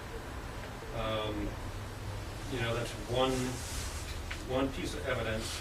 How much more is there, and how much more has been, you know, they continued that dig, and what more has come out since then? No more reports. I'm sure eventually there will be a report. The reason they started that dig, I don't know, did I say this? The reason they started that dig to begin with, in Volodymyr Volynski and Ukraine, was because they thought these were NKVD executions. Somebody told them they were. So this was going to be great. You know, we're going to find more victims of Stalinism. And well, first of all they found that it was. There's no evidence it was anybody but the Germans. The Ukrainian archaeologists refused to even agree to that. But the Polish archaeologists did. And then she puts the name of this one guy in a little footnote on page 4 or something like that, and with a whole bunch of numbers and codes after it. And if you're not looking for it, if you don't know what all that stuff means, then you don't know that that's connected with the Katyn case. But a year before that, they found a badge for another Polish policeman who's also supposed to be buried 700 miles away. That doesn't even appear in the report. That's not even in the report. Those are the two most important things they found there. You know, they found a bunch of bodies and a bunch of trinkets and stuff, but those are earth-shaking things, right? Imagine that. You know, here is evidence that, if you want to be cautious, may prove that the Katyn massacre, as we know it, didn't happen, right? That's the only significant thing they found. And they tried to bury it completely. But you understand why. That's the basis for this right-wing propaganda. You know? So there hasn't been any more evidence that's come out since then, and that's. I haven't seen any reports. I know that supposedly they're still digging there, but I haven't seen any more reports. They must be pulling out identification information of who these people were. Yeah, well, they don't. You know, that's the interesting thing. Of these bodies, if you saw the photographs, these bodies are all skeletonized. But I'll tell you this: there's no reason to think there's no particular reason to think that these are the only two Polish officers who were supposed to have been shot 700 miles away 15 months before by the Soviets that are buried there. But we're not going to find out about any more. They're not. If they find more, they're not going to tell us. That's for sure, right? Poland has invested huge amounts of money, and also it's their ideological history in this anti-communist, anti-Stalin version of the Katyn massacre. Okay, and they're not going to let a little thing like the truth get in their way. I mean, they never do. So we're not going to find out any more about the Katyn massacre. They could be 50 people buried there, or 100 people buried there. They did find other parts of Polish policemen's uniforms. That was in the report. If you took a look at the report, you'll see that's there. Even all these years, that could be identified. But if there's any more evidence of people who are supposed to have been shot at Katyn being buried there, we're never going to learn about it. Forget it. Maybe I'm suspecting some people are. I'm a little vague on it. The key point of the Katyn massacre is exactly when did it happen, because if it happened at one point, it could potentially be the Soviets. If it happened sure, if it happened in 1940, it couldn't be the Germans, it had to be the Soviets. Sure. So, I mean, that's the key, is when did these people go. There's a new book out by a Polish nationalist who wrote a book about some American POWs who were brought by the Germans to Katyn in 1943 when they were uncovering these bodies. The Germans gave them a snow job, and these guys said, yes, we agree, we think the Soviets did it. And the book that came out, it made a little bit of a splash in the paper, the stories in the paper was, American government hid the truth about the Katyn massacre. You know, these POWs knew. And I responded on the Each Poland list, I said, they didn't know. Nobody can tell how long a body has been buried in the ground by looking at this decomposed corpse.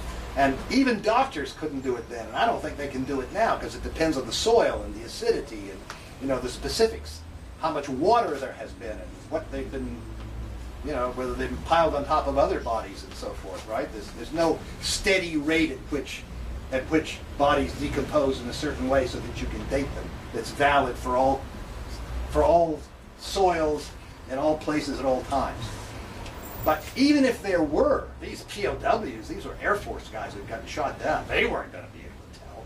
So the fact that they said they were convinced, that didn't prove anything. You know, they shouldn't have been convinced. The accusation in this book was the American government should have said at the time that, you know, the Soviets did this.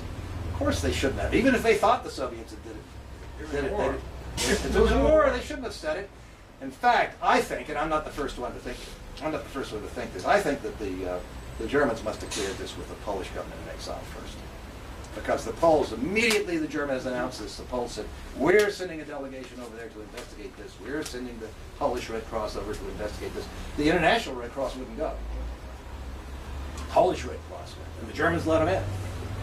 It's hard for me to believe that it was not arranged in advance. That is, that there wasn't active collaboration. But there's no smoking gun. There's no paper trail. Of course, if there had been a paper trail, it would have been long since destroyed. We weren't going to publish it in a book for us to find. So that's my feeling. But, you know, even if it wasn't true. Yeah. So, no smoking gun. So, you know, a lot of I've seen people criticize you or try to criticize you, Grover, in different contexts for the reliance on the confessions. Right? And I wanted, you know, that is to say, you know, so people will say, how can you use, you know, the transcripts of the confessions when we know, or when we think we know, or at least we know in some cases, or think we know in some cases, that there was coercion used or threat of coercion used to obtain them. And so they, without, of course, having really engaged with your work in detail, they'll kind of try to throw the whole thing into doubt by suggesting that the reliance on confessions is somehow like, you know, a priori, or, you know, like inappropriate, or you know, normal, like ignoring torture or whatever. I've heard you respond to that before, but I thought it might be interesting from, you know, for people to hear, you know, how you address that from a standpoint of historical method. Like how, you know, how do you use confessions? How do you factor in the possibility or the actuality in some cases, right, of coercion, and how does that, you know, relate? Yeah, I mean, I'll just leave it there. I mean, I could follow it up, but I'll just leave it there. I mean, well, I discussed this in the book. Right. It's called something about torture. I forget the exact title of it. Torture and the historical problems related to it. Okay, so you know, if you want to read about what I have to say, it's in there. But I mean, briefly, first of all, a confession of guilt can never be evidence of innocence. Somebody confesses guilt to a crime doesn't mean that they did it, but it certainly isn't evidence that they didn't do it. Okay. People can confess, whether tortured or not. People can confess falsely. They can also tell the truth. We don't know. Even if someone is tortured, and of course there's no evidence at all that any of the Moscow trial defendants were tortured or threatened. There's no evidence that they were. But even if they were, that doesn't mean that what they said was either true or false. Okay? People can confess. People can lie when they're not tortured. They can lie when they're tortured. They can tell the truth when they're not tortured. They can tell the truth when they're tortured. We have certain limited corroboratory evidence. In the case of Trotsky, in the case of some of the Bukharin, some of the Moscow trial stuff. In the case of Radek, for example, Radek in the Moscow trial claimed that he got a letter from Trotsky at a certain particular time of year, February or March, and either Brouet or Getty, one of the two, discovered the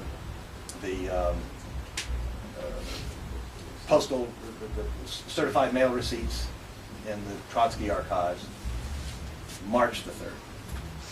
Exactly the right time. Okay, so we know he was, you know, there's certain places that we can test that we know he was telling the truth. Does that mean he told only the truth? No, it doesn't mean that. We have to go by the evidence we've got. All right? And remember, the fact that there is no evidence that somebody committed a crime, we were talking about this before, the fact that there may not be any evidence, the fact that John Gotti is charged with murder and he gets acquitted, when you get acquitted, the finding is not guilty. But you know, a not guilty finding at trial doesn't mean you're not guilty, right? What it means is we didn't have enough evidence to convict you. That's what it means, right? It doesn't mean you didn't do it, all right? So even if we had no evidence against Bukharin, we would just say, well, we don't have any evidence. We don't know if he did it or not, all right? the fact that, but in fact, all the evidence we have, and we do have some evidence, and some of it can be checked. Some of it can be double-checked by other sources. The evidence we have points towards his guilt. And that's what we've got until something better comes along. That's what we've got. The fact that it's not enough to convince you, I'm not convinced either. I mean, I'm open-minded about it. The thing about it is, the nice thing about the dead is they're always dead. So therefore, we don't have to worry about violating their rights because they don't have any rights. They don't have anything. They're dead. So if more evidence comes out in the future, we can reconsider the case, we can reopen it, we can change our minds, we can do all of that, right? But until then, we go by the evidence we've got, and all the evidence says they're guilty. The people who say they're innocent, I mean, maybe some of them are lying, but I think most of them just don't have a clue. They don't know how to read historical evidence. They confuse a trial, you know, with historical reasoning. They confuse not enough evidence to convict, meaning not guilty, with actually not having done the crime. And we all know that's not true, right? And then they confuse that with historical research. They're just confused. There's a lot of confusion. Anybody with a college degree, it seems, thinks that they know how to assess historical evidence. It's just not the case. You really need to do it. You need to practice it. Okay? A lot of people just don't. You know, we were talking about Mike Eli before. Well, no, it was a buddy of yours. You know? And he said, well, you know, I'm not convinced by Grover's evidence about Trotsky. He doesn't have any evidence. Well, I do have some evidence. And he says, furthermore, he didn't do it. You know, the reason that Grover can't prove that Trotsky was involved in Germans and Japanese is that he wasn't. Well, that's just like, you just pull that out of thin air, right? Okay, the fact, even if there was no evidence that he was involved with Germans and Japanese, wouldn't mean he didn't do it. It would just mean we don't have any evidence. All right? That didn't mean he's innocent. It means we don't have any evidence. Maybe he covered his tracks. Not only him, but in any case, right? So you have to go by the evidence you got. You're a materialist, you go by the evidence you got, not by the preconceptions in the back of your head or somebody else. How are we doing time-wise? Well, actually, I have we're kind of doing a little too well in terms of time, but I do have an announcement to make to everyone, which is we have reservations for dinner at Mary Chung's, right down the street. They're expecting a large group. Grover's the guest of honor, but the reservations are for 8:30. And it's now what time? 7:45. Oh, so we have lots of time. Okay, but listen, I do want to encourage you, mainly, I mean, not out of any sense of egotism, and not because, you know, they'll go to waste, but to save Alphonse the cost of mailing all these things back to me, because I can't take them on the plane, they're too heavy, all right? And for your own knowledge and edification, I would hope that some of you would buy these books. And if you, let me just say for this wonderful group here, if you don't have the money on you, give me your IOU and you can send me a check, okay? When you get it. I think it's not so much that I want, you know, you to carry the book away, but you really should read this stuff. You really should study it. This is us. When they attack Stalin, they're attacking us. Even if you're not a Stalinist, you know, you may think, you know, Doug over here and my friend Joe, you know, they're in a group. And you say, well, you know, they're not attacking us because we don't think that Stalin was innocent of all this stuff. But yes, they are attacking you. Okay, so when they come hunting for the communists, they're not going to sit you down and say, okay, we've got 20 questions. We're going to see if you're a Stalinist. If you're a Stalinist, then we're going to shoot you. But if you're not a Stalinist, if you only answer 19 of the questions but not the 20th, then we're going to let you go. No. Okay? It's anti-Stalin lies. Now, if it was the truth, we need to face up to it. If Stalin killed people or did horrible things, we need to face up to it. Because we need to learn the truth about the past.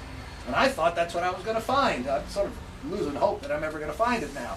But I was prepared to find it. Stalin did bad things. We got to find that so we can see why he did these bad things, and we got to make sure that it doesn't happen again. Right? You got to be, if you're a materialist, if you're a Marxist, Trotsky wasn't, of course, because he had to lie. But that's a dig at Trotsky. But in any case, I bet he had to lie. I mean, if you're going to do the kind of things he did, you had to lie. If you're going to have a conspiracy, you got to lie. So he lied, right? We know that, right? I'm pointing to Doug. We know he lied, right? So then, you know, once somebody's a liar, then you can't believe him. Okay, then you could lie about anything. Getty pointed that out someplace or other. He said, you know, Trotsky lied when he thought it was useful to do it. Therefore, you can't go by what Trotsky said. Trotsky said something is the case. That's not evidence that it's the case. Of course, it never is, right? But he says something's true. So we need to know this stuff because we're going to be held responsible for the crimes of Stalin. It's very important to us to know about this material, and not only us, but people way beyond us. So you have to then go talk to other people, and you know, we have to spread this. It's very important. This is about us they're talking about. It's about the Kasama people they're talking, right? When they attack Stalin, I know. I'm not blaming you. I'm just saying, you know. You might say, oh well, you know, we don't know about Stalin. We don't necessarily endorse him. They're attacking the communists. Believe me. That come out of you. That come after you too. And Stalin is the main bugaboo, right? That's the boogeyman that everybody attacks the communists. So it's up to us to know about it. We got to know about this stuff. And if it's false, even more we have to know about it. So you know, people have written me. Of course, fortunately, I have tenure. God knows how long tenure's going to last in this society. But people write the president of my university all the time to demand I be fired because he denies Katyn, he denies the Holodomor. How can you let this man put his articles on the webpage? How can you do this? You know, it's serious stuff.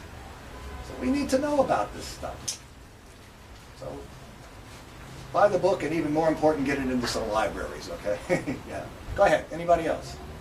Questions? Yes. Well, let me take this gentleman here, Peter, because he hasn't said anything. Okay, well, I had a comment that last night in East Boston, the Socialist Workers' Party had an anti-Russia forum where they alleged that I didn't go, but I saw their announcement about it, and their material in the announcement said that the coup in Ukraine is a progressive, like Ukrainian workers struggle against centuries of Russian domination that was only broken by the first 10 years of the Soviet Union while Lenin was alive. And so, and Trotsky. Yeah. Well, so I would say that they're using these alleged Stalinist crimes to justify like neo-Nazi rule in Ukraine now and to be attacking Russia now. And you know, their material didn't even seem to like recognize that Ukraine was occupied by Nazis in World War II. Like, do they think that the Nazi occupation of Ukraine was attempting to liberate Ukraine from Russia? Yeah, I hear you. It may have something to do with the fact that I think it was 1940. I think it was the last year of his life. Trotsky wrote 2 essays, which were published later, calling for an independent Ukraine. Now, you know, in the light of everything else, that's very interesting. But he did, and of course, the Trotskyist, you can't be a Trotskyist unless you assent to everything that Trotsky did, said and wrote. So my guess is that comes into play. That will come into play somehow or other. Trotsky in 1940 was calling for an independent Ukraine. In the context of the time, that we know that the Ukrainian nationalists came into Poland with the Nazis, he doesn't say, of course, I'm supporting the Ukrainian nationalists who came into Poland with the Nazis. He doesn't say that. But in the context of the time, I mean, it isn't spacemen who are going to come down and liberate Ukraine, you know.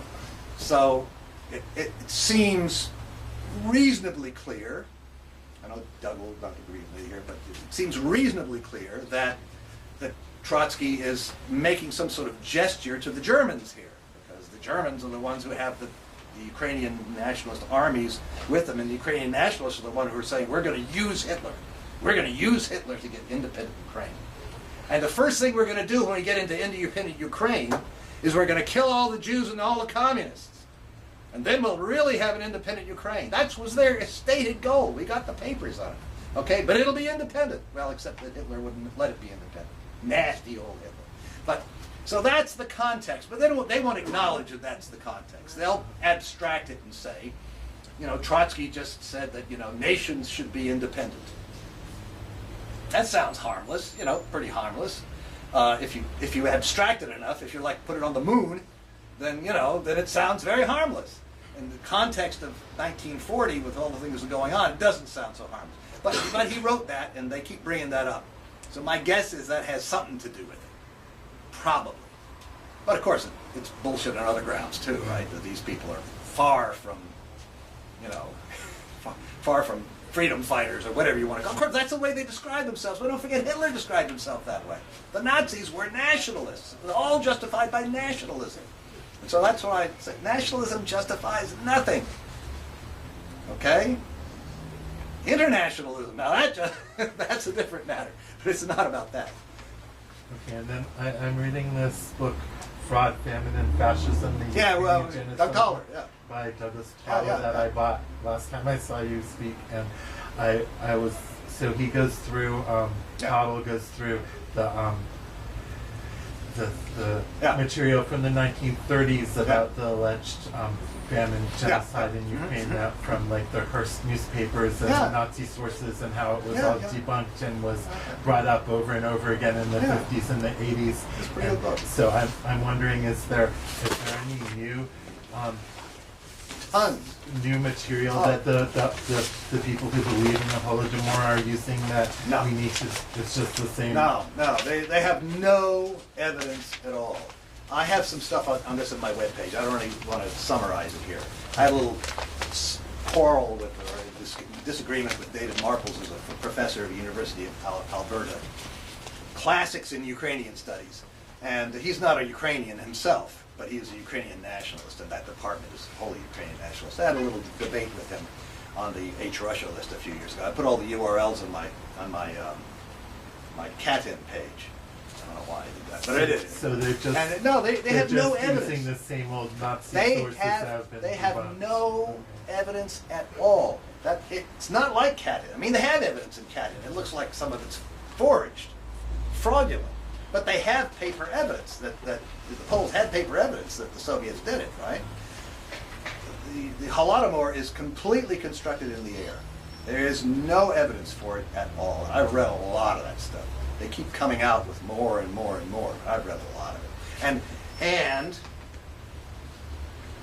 my book on, George has read it, or read a draft of it, my book on Snyder's Bloodlands goes into this in depth, because the first chapter of Snyder's book, the very long chapter, is all about trying to prove that the Holodomor really was deliberate killing of Ukrainians, because he needs those millions of victims. See, otherwise, how can you compare him with Hitler? So he needs to come up with millions. So that's the only place to get millions. I mean, even if, as I thought when I started to write that book, I started to do the research, even if you accept the Katyn massacre, the Soviets shot the Katyn massacre, that's 22,000 people. That's not nice, but it's a drop in the bucket when you're comparing to the Nazis. The Nazis, 10, 20 million people, right? Even he agrees with that. So that's not helpful. you need big figures. So he has to do that. There's nothing. But that doesn't mean that there aren't lots and lots and lots of tenured famous professors all over the world who will tell you different. But who cares what they say? We're materialists here. We don't agree with the word of the great man, right? Stalin criticized the cult around himself, right? If you read my book, you'll see that, right? It's not. He said it's it's socialist revolutionary. We Marxists don't have cults. We want evidence. We're materialists. What's the evidence? There's no evidence. The emperor has no clothes. Okay? Remember that Hans Christian Andersen? Everybody said the emperor's clothes are beautiful, and he was naked. And the little boy who hadn't been indoctrinated yet, right? Hadn't been indoctrinated to see what isn't there. Okay? So he said the emperor has no clothes. So we're not little kids anymore. So we have to undo our indoctrination. Okay? But once you do the indoctrination and you look at the evidence, the emperor has no clothes. He's naked. This anti-Stalinism is bullshit. Okay? And I didn't know this was going to be the case when I started doing this research. I thought it was going to be interesting, you know. I'd find some of it's true, some of it's false. We'll find the story, you know, we'll make a nice little article. It's all false. Unbelievable. But there he is. Okay? So we better get used to it. Because we're going to have to convince other people. And then they're going to be saying about you, when you talk to other people, they're going to be saying about you what they say about me. Oh, no, you're so one-sided, you're so blinded, you're a cultist, you're, right? You're an idealist, what's wrong with you? You're a Stalinist. That's good. I get called a Stalinist a lot. Here's why, okay? Somebody accuses Stalin of doing some horrible thing, right? Some crime. Okay. So I go do the research. I've done this a lot of times. It's kind of fun. I do the research and I find out he didn't do it. So then I write this article and he didn't do it. And then they say, oh, but you're a Stalinist. You say Stalin didn't commit that crime. That means you're a Stalinist. The fact that you're a Stalinist means that we can't trust what you wrote, right? So it's a circle. You follow me? It's a circular reasoning. Okay? We can't trust what you wrote because you're a Stalinist, but you're a Stalinist because you say that Stalin was not guilty. Okay? You say Stalin was. You follow me? So it's a circle. So therefore, we don't have to pay any attention to what you say because you're a Stalinist. And how do we know you're a Stalinist? Because you said Stalin wasn't guilty about this. Whatever happened to the evidence? Where'd it go? Right? They don't want to talk about evidence. They don't want to talk about evidence. The most radical word in any language is not communist, although that's a pretty good radical word. The most radical word in any language is evidence. You're talking to somebody who believes in God, who thinks that Jesus Christ came to save the world, and you say, where's your evidence? And they're going to start calling you a communist pretty soon. Okay? Because evidence is the most radical word. So don't forget about it. Not who said what. Okay? Sorry. Matt Ray will get a little excited. I'm sorry, I didn't mean to do That that. note, should we wrap it up and let individual conversations take place? Okay, why don't we do that? Yes. Yeah. Everybody come and buy 5 copies of my book. One more question. I think the Obama administration has recognized the current government in Ukraine, Sure. and is also extending diplomatic Sure. and financial support. Of course. And in the context of global peace, don't you think what Obama is following is like a Nazi policy? Yeah, I mean, yeah, of course. Anything to weaken Russia, right? There's this big international. Ukraine is, I think I said last night, or was somebody recently, it's like there's a boxing match, all right? Ukraine is the ring that everybody's jumping up and down on, right? But the fighters are Russia on the one hand, and the European Union, maybe there's 3 of them, right? And the United States on the other hand, right? And Ukraine is just the platform on which they're fighting. I mean, there's other, it's a little bit more than that. Ukrainians have a stake in this too. But that's a large part of it. Okay, thank you very much. Thank you. Thank you. Thank you.